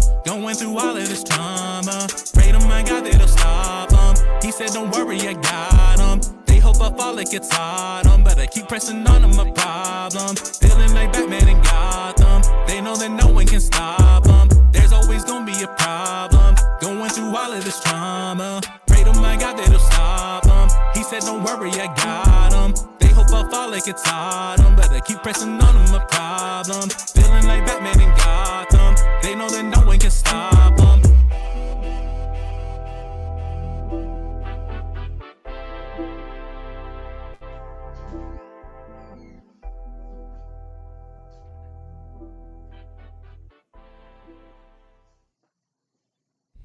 And now, a little update and lore on our groovy friend Foxface. Alright, let's find this goblin. He owes me. I don't want any trouble, Foxface. What I want to know is who's the head goblin looking to kill me? All I know is up there. Up there. Get the hell out of here! Well, hey, Foxface. Long time no see. Heard you're trying to kill me. As far as I know, it's the other way around, you fat fuck. Now leave me and my team alone. Well, fat fuck. Looks like you chose the wrong side.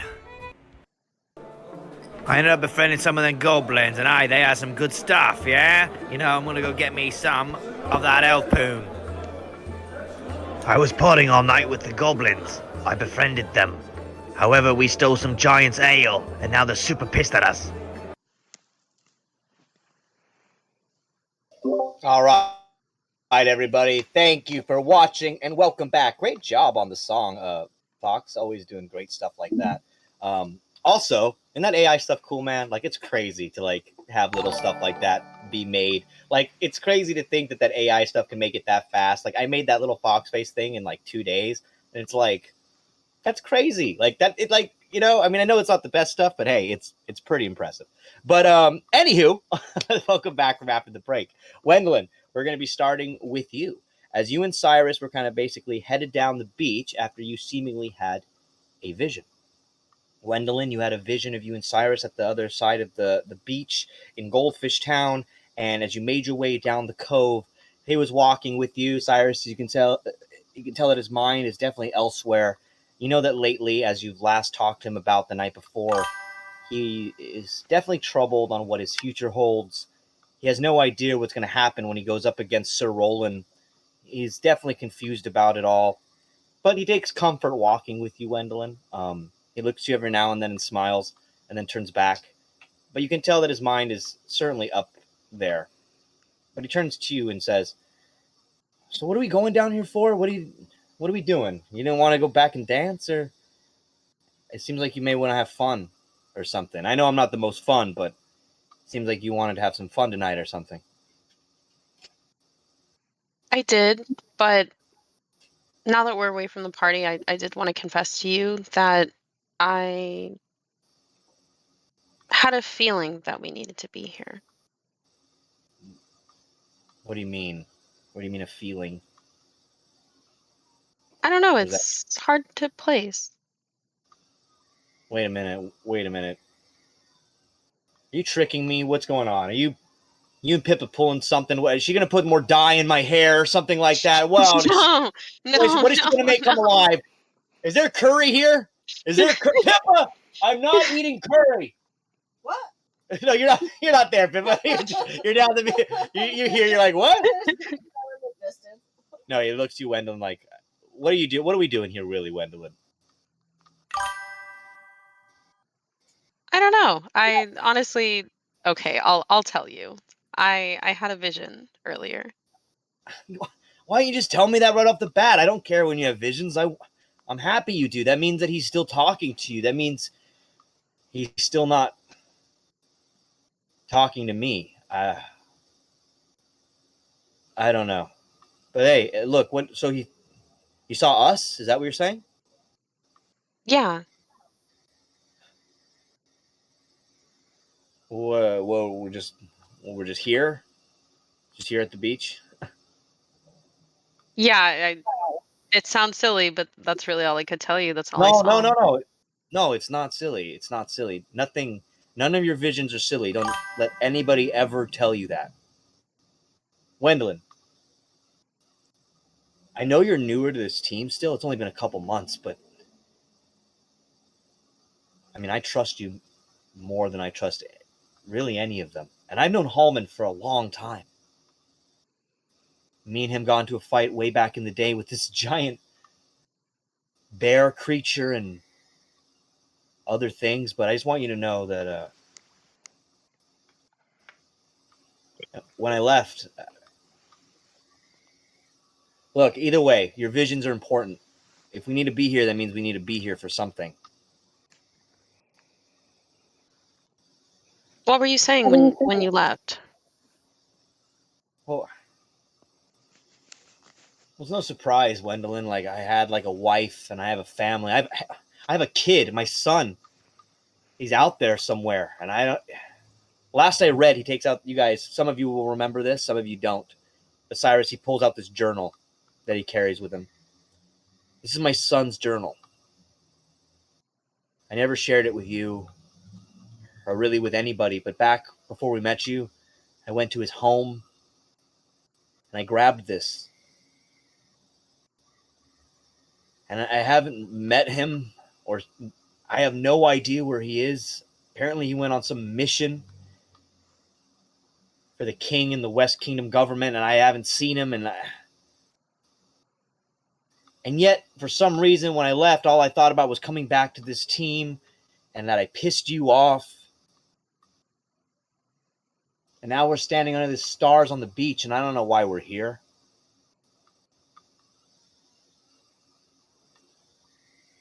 I wish I could tell you. Well, maybe do something else. Maybe, I don't know. Do something. We have to be here for some reason. It can't just be for nothing. What do you mean something? Light something on fire? What do you want me to do? I just want to know why we're here. I want to figure this out. I mean, look, it's good being with you. I mean, if that's why you wanted me out here, I'm not saying I don't like it. It's just, your visions usually mean something. DM, can I roll a perception? Can I look around? Is there something that might help me? Yes, you can. Please do. 1 second. Oh my god, no. Go back. Okay, do good. Take your time. Sakura, by the way, we're going to check in with you after this, just so you know. Okay. Wait, See where if is you're she? still Oh, there she is. I Oh, got an 8. no. So, Wendeline, unfortunately, as you look around, you're just seeing yourself on this beach. It seems that you're not getting anything out of this. And I'm going to roll for Sirus, though, as he's also going to do the same. And I can roll for Sirus because I can.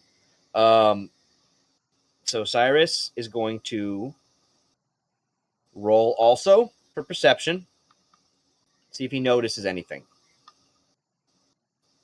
Hold on 1 second, guys. I just have to get to Cyrus's page.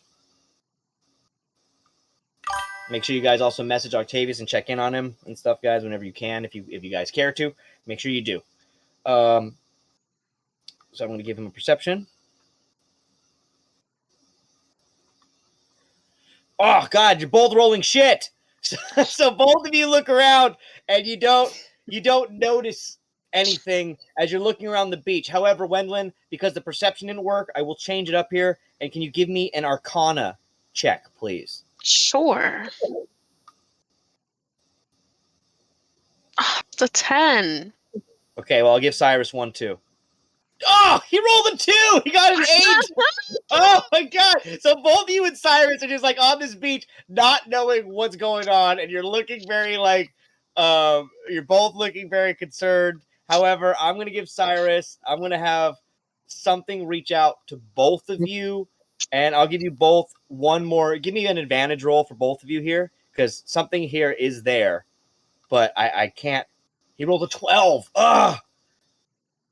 I need a 15 from you guys. So, Wendeline, give me one more roll, please. For what? Give me Perception or Arcana. One of the two again. I need... Arcana is higher, so... He had a +6 on Arcana too, and it didn't work for him. That is y'all suck. I'm sorry. Yeah, I What know. the Why fuck? does this happen That is when a it nat matters? one. When it Oh matters. my god. What did you get that So by? Was that a nat one? You two are trying to have like Let's some sort of kiss romantic him. or I got a interesting scene, 9. and the dice is saying no. Yeah, so The you dice are guys, just saying no. You are Literally, denied. you cannot force. The last one was a nat 1, Jay. You cannot try to force this anymore. I know. You I gotta. know. Somebody I jump, nudge him with a stick.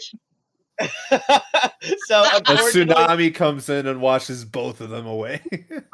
unfortunately, neither of you can tell what the Allfather wanted from you. As you're standing on the beach, you're both kind of awkwardly looking around. You don't really know what's going on, Wendeline. You don't know what they want from you, but you both are basically on the beach. However, since you guys both don't really see anything coming, I need you both to give me a dexterity save really fast. Okay. What the fuck? It's a What 9. did you get that? A 9? Oh, so and then I gotta roll for Sirus. Hold on 1 second, guys. I have his thing up open. Come on, fucking Sirus. Okay, so that was a 9 you said on your dex? Oh, I'm so sorry. Yeah. Okay. So unfortunately, Wendeline, you're gonna take a little damage here, but it's for a reason. And Sirus dex. Okay, he's got a +1 on his dex. Oh, he almost rolled a nat 20. He got a 9. What the fuck? You both of you. So unfortunately, both of you are gonna take damage, radiant damage, and you guys take. Oh, sorry, I didn't mean to do that. That's not that. I hit fucking 3 d20s. That's not the damage. Hold on 1 second. Yo, they go down. They go down. No, it's only okay. It's only 10 damage each. But they each take 10 damage as this radiant light, boom, shoots out from above. It seems that both you and Sirus were unprepared for this, as this beam of light from above just shoots down Wendeline and is right before you. In front of this light, as you both take 10 hit points of damage from this radiant magic that has come down, you're blasted back about 5 feet as well. However, you notice that as Sirus is blasted back, the dog, the hound, comes out of him, Wendeline. You watch as you both fly backwards, almost in like a slow motion. You hit the beach, Stassi. And as both you and Sirus lay there, the hound is like pulled out of him into the beam of light. The hound then looks back to you. I can feel him. Sirus! He looks to Sirus. Sirus then eyes widen and looks to you, Wendeline, and looks back to the hound. The hound then again says, both of you can hear him. This is it! I'm allowed back in! He's calling me! I can go home. We've done enough. We've done it. I can go. I'm free. Wendeline, you and Sirus lay there as the hound seemingly begins to float back to the heavens. You feel the magic, however, Wendeline, still surging in your body. The wolf magic hasn't left. But now you don't feel such a pressure. As in, it's just now a natural part of you, Wendeline. Not connected to a deity, not connected to anything except for you. Sirus lays there and he feels the same. All the magic that he has, his paladin energy, all of his magic is now released from the hound. And now you both directly have a direct line to the Allfather. Your magic is now coming naturally through you. And the hound stares at Sirus as he looks down to his friend from a long time. I wish Octavius was here, but unfortunately, I had this planned. He looks down to you, Wendeline and Sirus. Find comfort in the friends around you. Heaven can be the person standing next to you. I had it all, and I lost it all because of selfishness. And I lost love for the thing that matters most. don't become a casualty of the All-Father's love. And Wendeline, you and Sirus watch as the hound is gone. For Sirus and you, Wendeline, this character has been around for quite a while. The hound, Lucifer, another part of Sirus. And as you look at him, Wendeline, Sirus releases one tear that seems to fall down his face. For some reason, Wendeline, he looks rather more pale and gaunt, almost from when the first time you met Sirus, more how he looked. However, it's just a quick flash before he seems to resurge with all of his energy, his life force. Everything seems to come back. He is vital.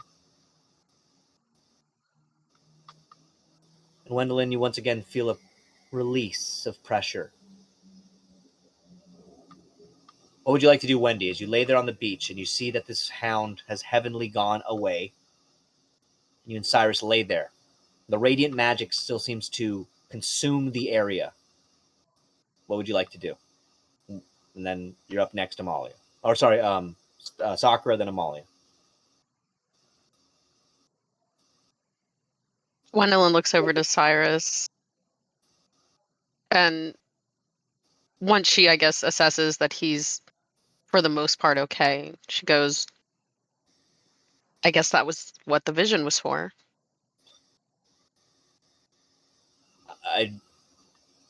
I didn't expect that, he says as he looks to you. He's been a part of me for a while, and he's now a part of you. I guess he's gone. Yeah, I guess so. It's weird. It's weird. Sirus just gets rather quiet as he stares ahead at the sea, Wendeline. He begins to think about all of this, as now he just stares at the ocean, the waves rolling back and forth. What would you like to do, Wendeline, as I leave you here on the beach with Sirus? He's contemplative, thinking about everything that he's gone through with this hound. Now you've been cursed by the hound, but seemingly gifted. Last thoughts, Wendy. Sirus, you mentioned your son, didn't you? Yeah. What do you think about going to look for him? And maybe after all this, we can do that. If you want to come with me. Of course I would. Yeah, maybe we can do that. Be good to see him, I think. So, Wendeline, as you sit there on the beach with Sirus, you both once again think about this. You see the waves rolling back and forth. The bright moon then becomes quite big in the sky as you guys sit there on the beach with each other. And it kind of shines down on both of you. Now, however, we're going to cut over to Sakura.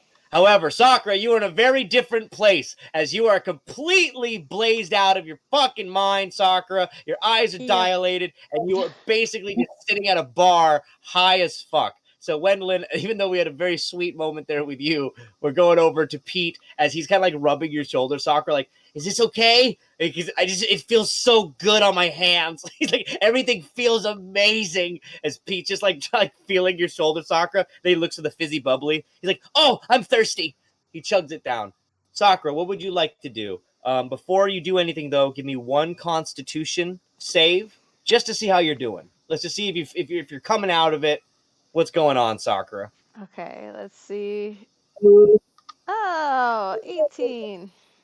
Okay, Sakura. So you're tripping balls less. You're tripping balls less. So like as everything starts to come out of the high, Pete looks to you like, are you okay? How you feeling?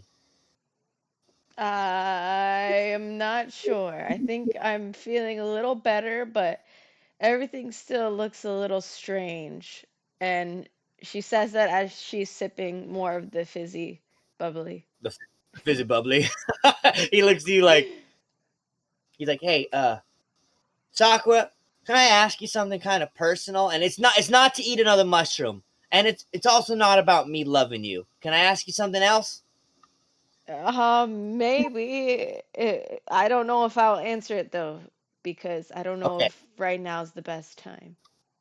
Okay. Well, you seem to be, your eyes are not as dilated. They're not as red as the devil's dick anymore. They're like they're like pink. They're like a regular, like strawberry milk. So I think you're okay. But I gotta ask you, why did you save Wendeline's dad?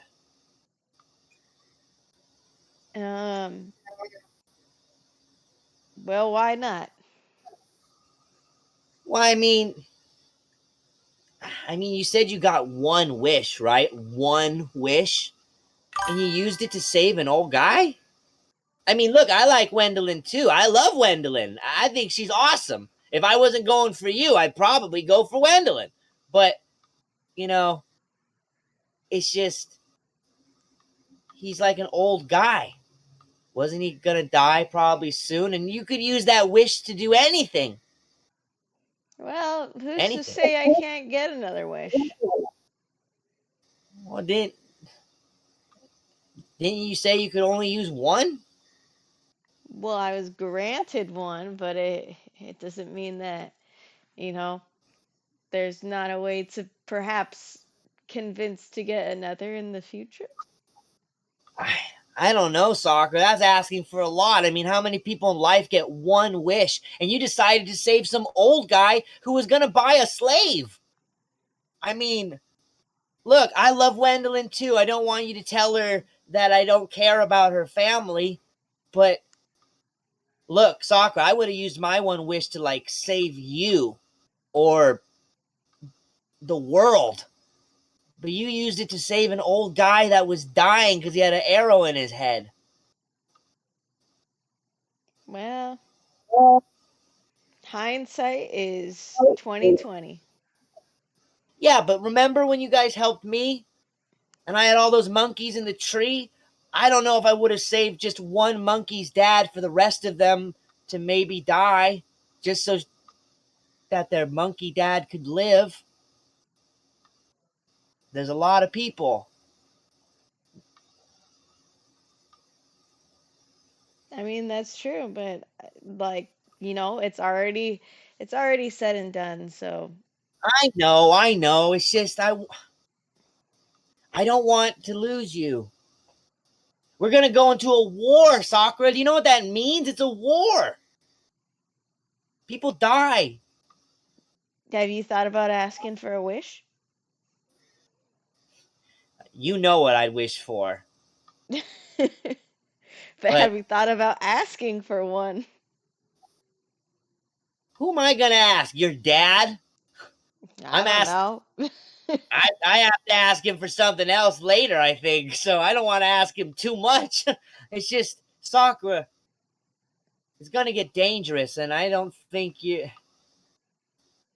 That girl said you were on a wall! I mean, yeah, I guess. What if you could have wished that you could have just been away from all of this? I'm not gonna run and hide anymore.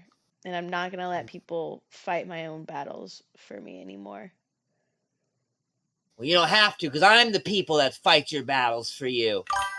But, okay. I just want to make sure you know what you're doing moving forward. I mean, like I said, there's people's lives at stake here. He looks to Halmon. He looks to Clive. He sees Pippa. Any of them could have used that wish, Sakura. Don't ever tell Sirus this, but I would have wished that you brought him back to life if he died.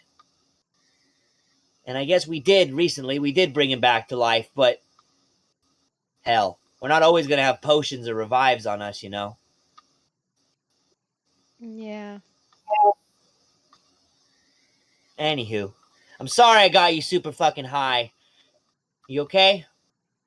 No, honestly, I'm kind of bummed. I feel like my high is like going away after this conversation. Oh, see, I'm the opposite. I'm one of those people that get high and then I get all introspective. So Pete's all like, he's like the opposite. He's like, I'm so sorry. When I get high, I get all deep. So it's like Sakura. You're one of those people that party and you like the fun. Pete's Wukong, and when he gets high, he starts thinking about philosophy and these things. However, Sakura, it's a little bit more of a different moment with Pete. I will say that this is the first time you've ever seen him kind of become more of that serious kind of side of him again. It rarely comes out in Pete. You've only experienced it like a couple times with him. But he genuinely seemed concerned about what you had done with the wish and the use of it and all that. But Sakura, this is the last I'm going to have for you for the night before we end your night. So anything you'd like to do, Sakura? Last little bit of anything? No, I think she's just gonna hang out by the bar and probably drink some more of the fizzy bubbly and chat with Pete and the lobster guy. All right, so yeah, the lobster guy's like, I've never seen somebody. His name, what was his name? Astro, what was the lobster guy's name? I forget what you named him. Was it Donovan? What was his name? Donnaville. Donnaville's like, I've never seen somebody drink so much fizzy bubbly. He's like, fuck. He's like, you're parched as hell, bitch. As you're like just like downing those fizzy bubblies. All right, we're gonna move on over to Amalia. This is gonna be basically some of the last bit for the night. As you're over there, basically Hades is kind of with the group of the Drow. However, he sees you from across the way, Amalia, and he kind of beckons you over. Astrum and Pippa and Paloma, you guys are still all on the beach. Sakura and Wendeline and Sirus still on the other side, and then Sierra, Belle, and Halmon, you guys are still in that kind of area where she was, with the Kappa dealing with the leg off the turtle and all that stuff. And Clive, of course, you were coming back from the area, and I'm going to end the night probably with Pippa, Belle, Halmon, and Clive kind of regrouping. But Amalia, you are currently kind of being beckoned over by Hades as he kind of summons you over. What would you like to do, Amalia? As I walk over to him, do I see Halmon on my way there? You can see Halmon. Yeah, he's over there with Belle. They were over in that area. As I'm kind of going off towards Hades, I notice him and stop, and I go, "Hey, you, come here." I'm in the middle of something, and I'm like trying to wrestle the turtle away from Belle. Yeah, Belle's still holding on to the turtle peg leg, and the turtle's like, Can you help? Are you gonna help? Like, or I you walk just over to Halmon, and as he's like wrestling with the turtle, I grab him by the beard and pull his face down to my level. If you ever pull stupid bullshit like you did in there and get electrocuted and do nothing about it again, I will burn you alive myself. What do you mean get electrocuted and do nothing about it? I did something about it. Ooh, what? Laid there and accepted death? I'm here. I didn't die. I'm just gonna kind of. I told you, I will burn you to death as I walk off and go towards Hades. Amalia, and then just leave him struggling with the turtle. So I will say this, Halmon. I don't know how. Once again, I'm not going to speak for you, Halmon, but I will give a little DM godly memory that hits you in there. When Amalia says this, I do want you, Halmon, to realize, because you do know this about her, she has not much left. And I know that, Amalia, you're coming off as aggressive here, and you're grabbing Halmon by the beard and threatening him. But I will say that, Halmon, you know that Amalia is probably doing this because she cares about you. You're her only family. That's it. Besides her uncle out there who she doesn't know is alive or not. So, all right, I will listen. It's been a weird day for me. I'm not going to lie. But I'm a fighter. I'm not. I think you can count on me. I might have bad days, but tomorrow's a new one. Yeah, well, like I said, don't let it happen again. You're better than that. I know you care. I know this whole persona is all tough girl. I know you have to do it. But I get what you're saying. We're fine. I'll be fine. And if you ever pull my beard again, you're gonna shave. I'm gonna shave your head bald. This, before he can finish, I'm gonna put my leg behind him and then push him over because he only has one leg, so that way, like, Belle wins the turtle. Oh, so Halmon, give me a deck save. You got to give me a deck save or acrobatics, whatever you want to do there. Dex or acrobatics. Dex or acrobatics. It's up to you. Whatever you have a plus in, I guess. I mean, it's up to you, or you can just take the hit. 17 for 17. So you try, Amalia. You try to give Belle the win there, but however, Halmon, you're like, huh! you manage to like a little jump from her kick. So Amalia, you're like still like. I whispered to this turtle, like, listen, how much for the leg? She's not gonna let go. Give me a number. Belle, are you letting go, or are you still holding on to that peg leg? If you're there, Sierra, just let me know. Are you still holding on to that peg leg? I think if everyone's pulling and fighting on it, then I'm just gonna let go, and like then the little turtle guy's just gonna kind of go flying in the opposite direction. Can I fall back on Amalia? Yeah, I mean, yeah, like as you let go, Amalia, I'm gonna have Amalia has to do a deck save here. I am going to deck save. Yeah, give me a deck with save. disadvantage because I'm aiming for her. Nat 20. Nat 20 plus 4. I'll get you in a second, Clive. But don't worry, we're gonna end with Pippa and Astrum regrouping with Clive and stuff up here too. But Belle, you let go. Halmon, you fucking fly backwards onto Amalia. Amalia, you manage to step aside though, however, and the little fucking like Kappa turtle goes like, ah! He just like fucking like launches in the air. Belle, he's like, I didn't deserve this. As he just like fucking flies through the air. But Halmon, you manage to make sure you get that leg, Belle, as I walk off towards Hades. All right, so Clive, I'll get you in a second. Give me 1 second with Amalia and Hades. As you get to Hades, Amalia, and he says, sorry, Halmon, if you don't mind, I'd like to borrow my wife for just a little bit. And he kind of turns to Amalia. So, tomorrow I'm going to be sending your group to Zon.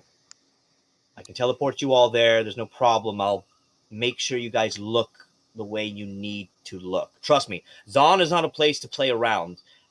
It might be a playground, but they're very strict about certain things, darling. You have to dress the part. You have to look the part. You have to act the part. You understand? That I can do. Certain people in the group I'm not so sure of, but... Well, if you're talking about your cousin, I had a good talk with him. He's a good man, Amalia. I'm actually proud to call Halmon now my family. He's very strong, and his morals are just. Halmon's coughing up sand. He's right, I guess.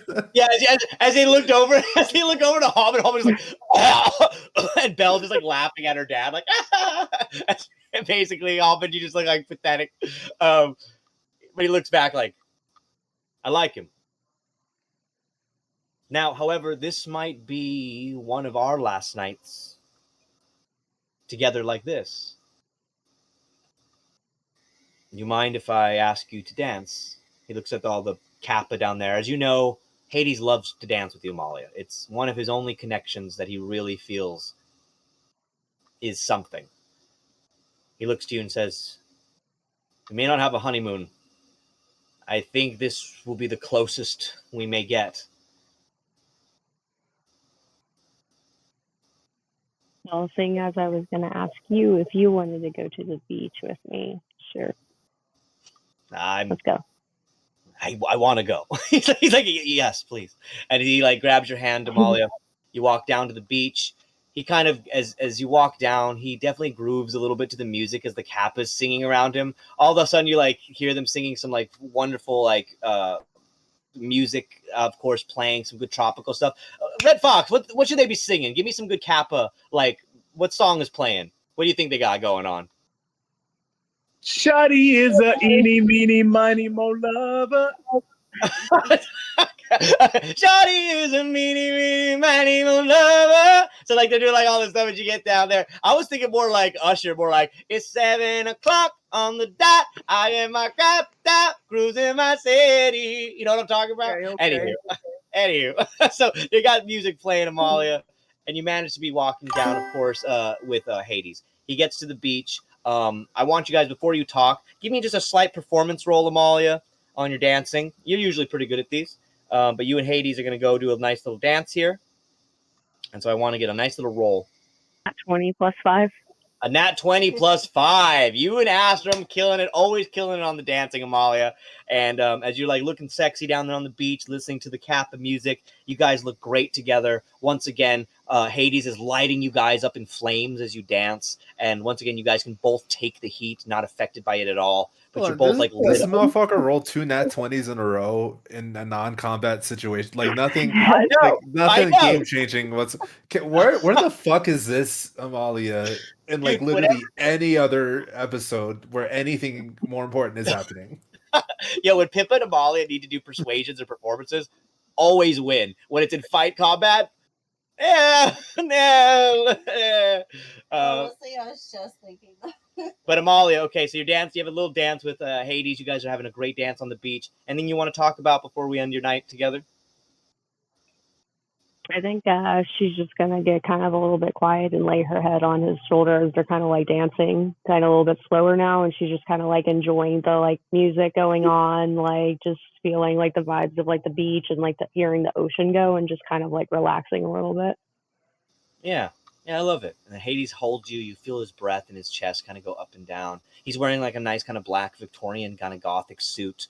His beard is a lot thinner and trimmed now. It goes like down his chin. You know, there's a little bit of the mustache going on as well. His hair though, however, Amalia, you could tell that Hades isn't used to this type of like weather, humidity. He's not like, he doesn't go to tropical places that often. So you could tell like Hades' hair, it's a little like unkept from like the humidity and the moisture, and he's just like, it looks a little funny on him, but you know, he's not used to it. He's also recovering from his bad injuries, but he holds you, Amalia, as you guys dance there together, and the moonlight once again, just like hitting Wendeline and Sirus, it hits you both. So the last bit of the night, Clive, you, Pippa, and Astrum seem to then kind of regather together as Pippa, you and Astrum were down on the beach. Astrum, you shared a lovely moment with Paloma, and you guys make your way then back up. Clive, you make your way back down from the recruitment center. What would you like to do, Clive? You had something that you wanted to do. Give it to me. As you see that Pippa and Astrum are now coming up your way. What would you like to do, Clive? Yes, so Clive, Pip, and Halmon and Astrum are all in the same area, right? Yeah, Halmon is around there as well, and Bell as well. Okay, perfect. Just do it on the map. Anyway, yeah, he'll move over to them all, and before he mentions anything about Puff, he'll go up to, is Halmon still on the sand? Halmon is, yeah. Halmon, I'm assuming is like, you know, I don't know, Halmon. You probably got up by now. I would assume. I mean, listen, Clive looks down to Halmon and then just offers a hand to help him back up. Nope, Halmon, you have Clive is right there. However, I'm going to say that Halmon, just once again, Halmon, you double check for that red spot just in case. You're just like, and then, but luckily Clive helps you back up. Then throws over his shoulder the tunic that was or the military garb that once belonged to Norman. Consider this a way of paying me back for letting that shark bite me. And then he holds up the tunic, the garb. Can you use your Santa magic to form a sort of elegant purple robe for me as we're going to Zon? I know it's been a little spotty with you lately, Halmon, but he then looks to Bell, and then looks back to Halmon. And in a more serious voice, he says, "You've had a lot on your heart lately, more than your mind, and as a parent, I understand. A parent's greatest fear is their child into a grave. Santa magic has always been in you, Halmon. It's just been strained lately." As he's like talking, I think, I mean, it's starting to get darker, but we're still around like fire and light, right? Yeah. It's nighttime now. The moon is bright and shining over the ocean. But yeah, you were in like a tropical vacation town. You know, there's tiki torches, there's hibachis going, and grills and fire and lanterns. So yeah, it's lit up. It's lit up. I think if Clive is like looking closely, he can see that the black on Halmon's hair isn't quite so black right now. It's still a little darker, but it's starting to shift a little bit towards a dark gray. And I will say there's that white strip. Remember, you did have like one still white strip down the beard that was still there, kind of like that Sweeney Todd stripe in your beard. It was still there, but I like what you're saying. And you continue. I look at the garb and I look at him, and I call over to Belle real quick. And I say, I can make this purple pretty easily. But I found something I might need your help with too. Clive, if you're I pull out the stone we found in the treasure vault, and I said I wanted to give this to Belle because she's a crack shot, man. Like, you see her shoot like crazy. She never misses. Never misses. I think she just needs a little boost to make the hits hit a little harder. So I want to, if she's down with it, I want to infuse this with her crossbow. Belle, you have Halmon looks to you. He pulls out that magic glowing stone. Do you want to infuse it in your crossbow? Clive, you hear this. You know that you've infused it into your weapon that you made. You have the ability and skill set to do this, Clive. Clive and Halmon look to Belle. Belle, do you want this infused to your crossbow? Is it going to, like, ruin my crossbow in any way? Because it's really special. And I don't want it to ruin it. I don't want to ruin it either. That's why I'm asking for Clive's help. Clive, give me a... Clive looks to Belle and then just smiles, looking down at her. He then holds up his staff, and then it glows at the blue gemstones within the top. See these gems here in the staff? It's the same one that your father wants to give to you. They bolster your power. They won't ruin it. But it is your choice. As long as it doesn't break it or anything, then I'm okay with that. It's a special crossbow. My real dad made it for me, and I don't want anything bad to happen to it. Clive, as you look at this thing, give me one roll of, give me a investigation roll on this as you look at it, or that or perception, either one, investigation or perception. The help action, since I'm helping him. Yeah, for sure. So it's with advantage. Yeah, with advantage. Oh, with advantage? Okay, yeah, thank yeah. you. Give you the help. For fuck's sakes, that's a 9.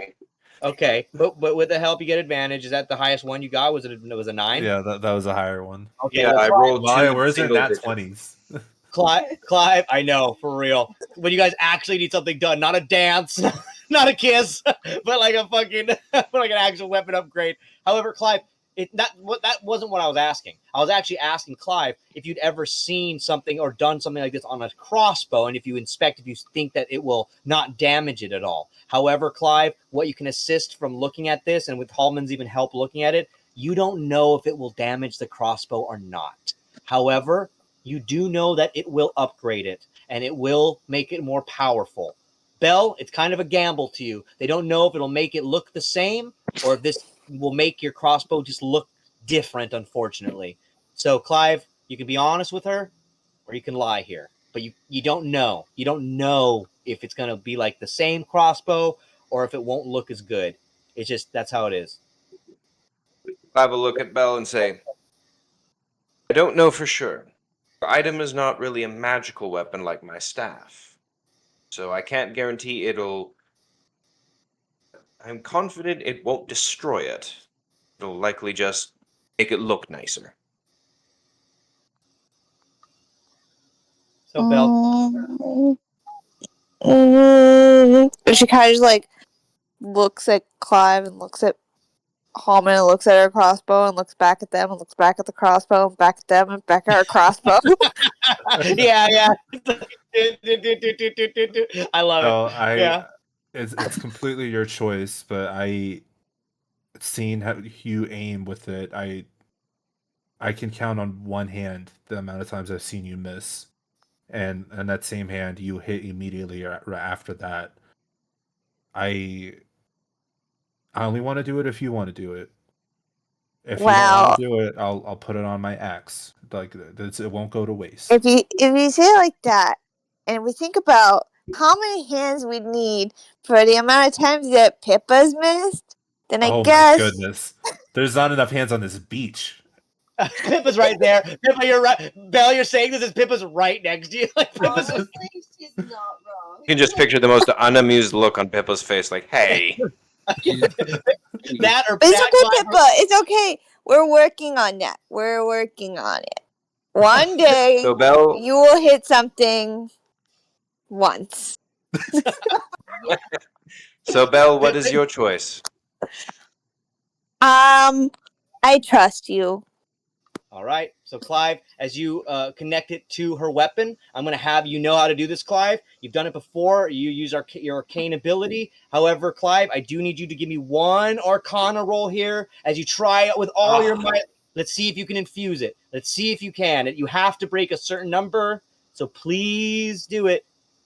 Please don't break it. Okay. You needed to break a 15. So as you do it, you manage to get the crossbow. The crossbow bell is perfect. It's fine. It's beautiful. It looks the same. He managed to weave in those shots. So Belle, every time now, if you choose, it is a bonus action, however, but when you shoot with your crossbow, Sierra, if you hit, you can now add on 4d10 with every hit. That's fantastic because my hits were horrible. Well, no, your hits were great. The damage was not great, but it's okay. Also, now you're going into a war, so it's better that you have a very strong weapon. However, Sierra, you do need to say that you are making sure you use it infused with arcane magic when you do that attack. It needs to be said, or it's going to be regular It's hit. 4d10 plus the regular.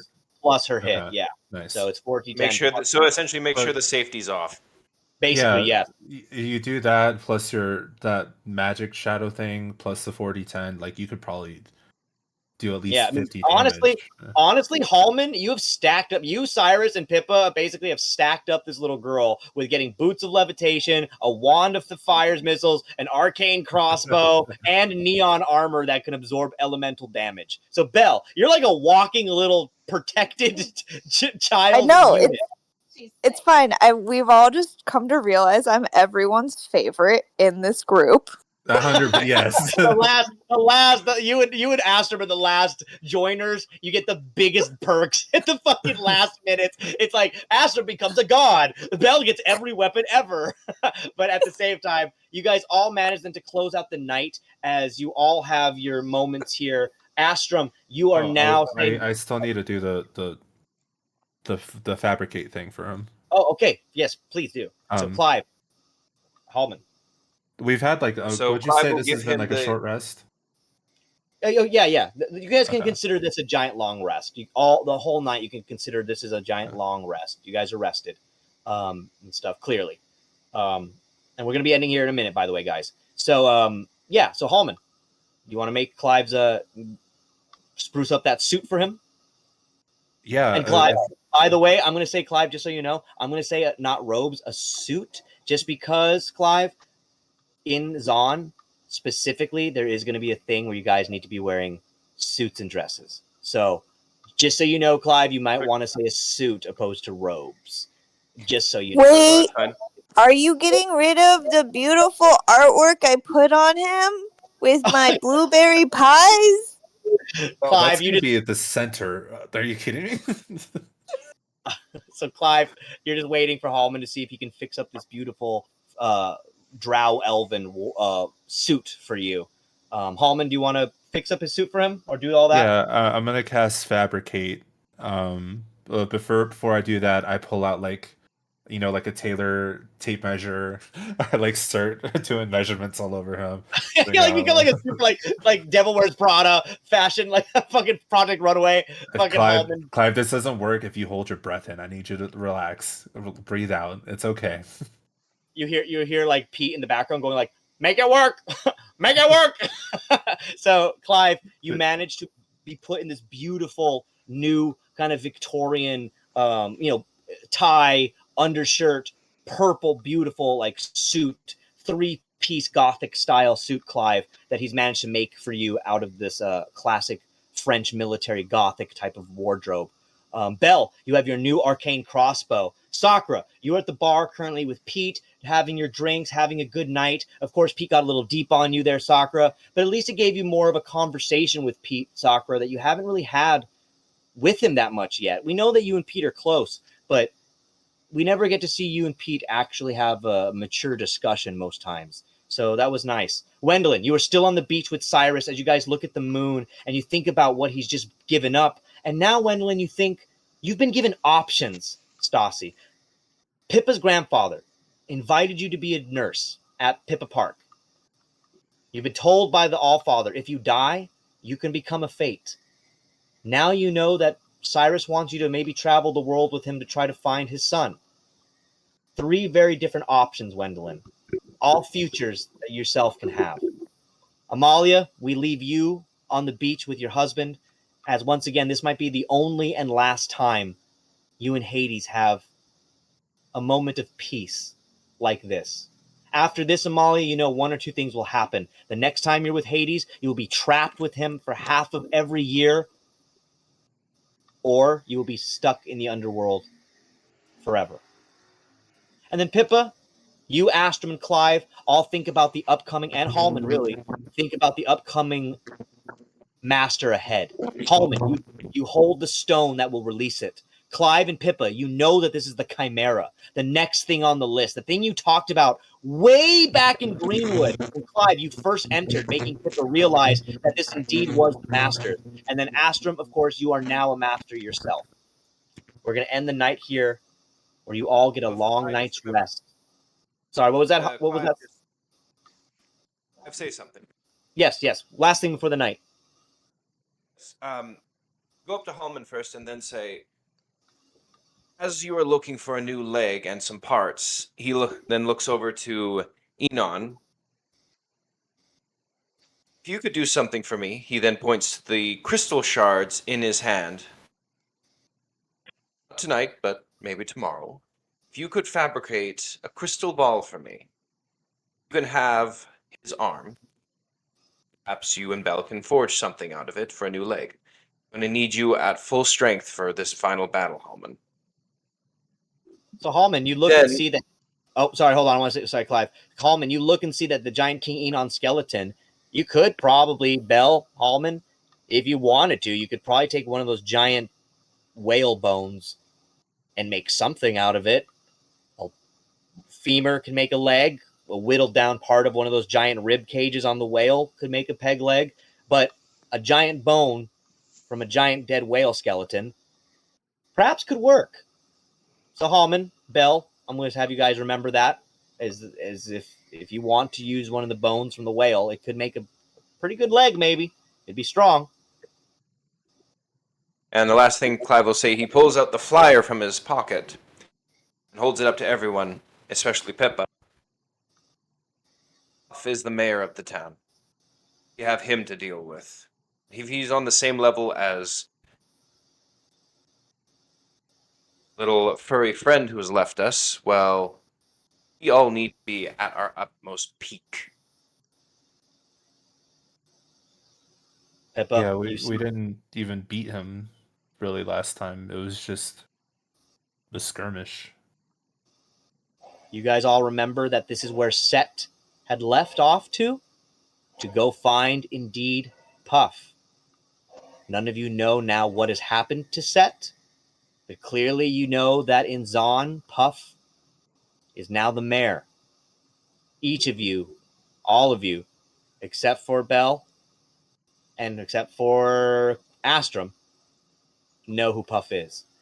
You remember the last time you guys had saw Puff, he had ripped another drow woman in half. Her body scattered in multiple pieces, where Amalia's spider Ruby was left to eat her corpse. The whole time, Puff laughed as he did this, and then made fun of Sett for caring about his loss. He now seems to be the mayor of the second biggest city next to Ulrich.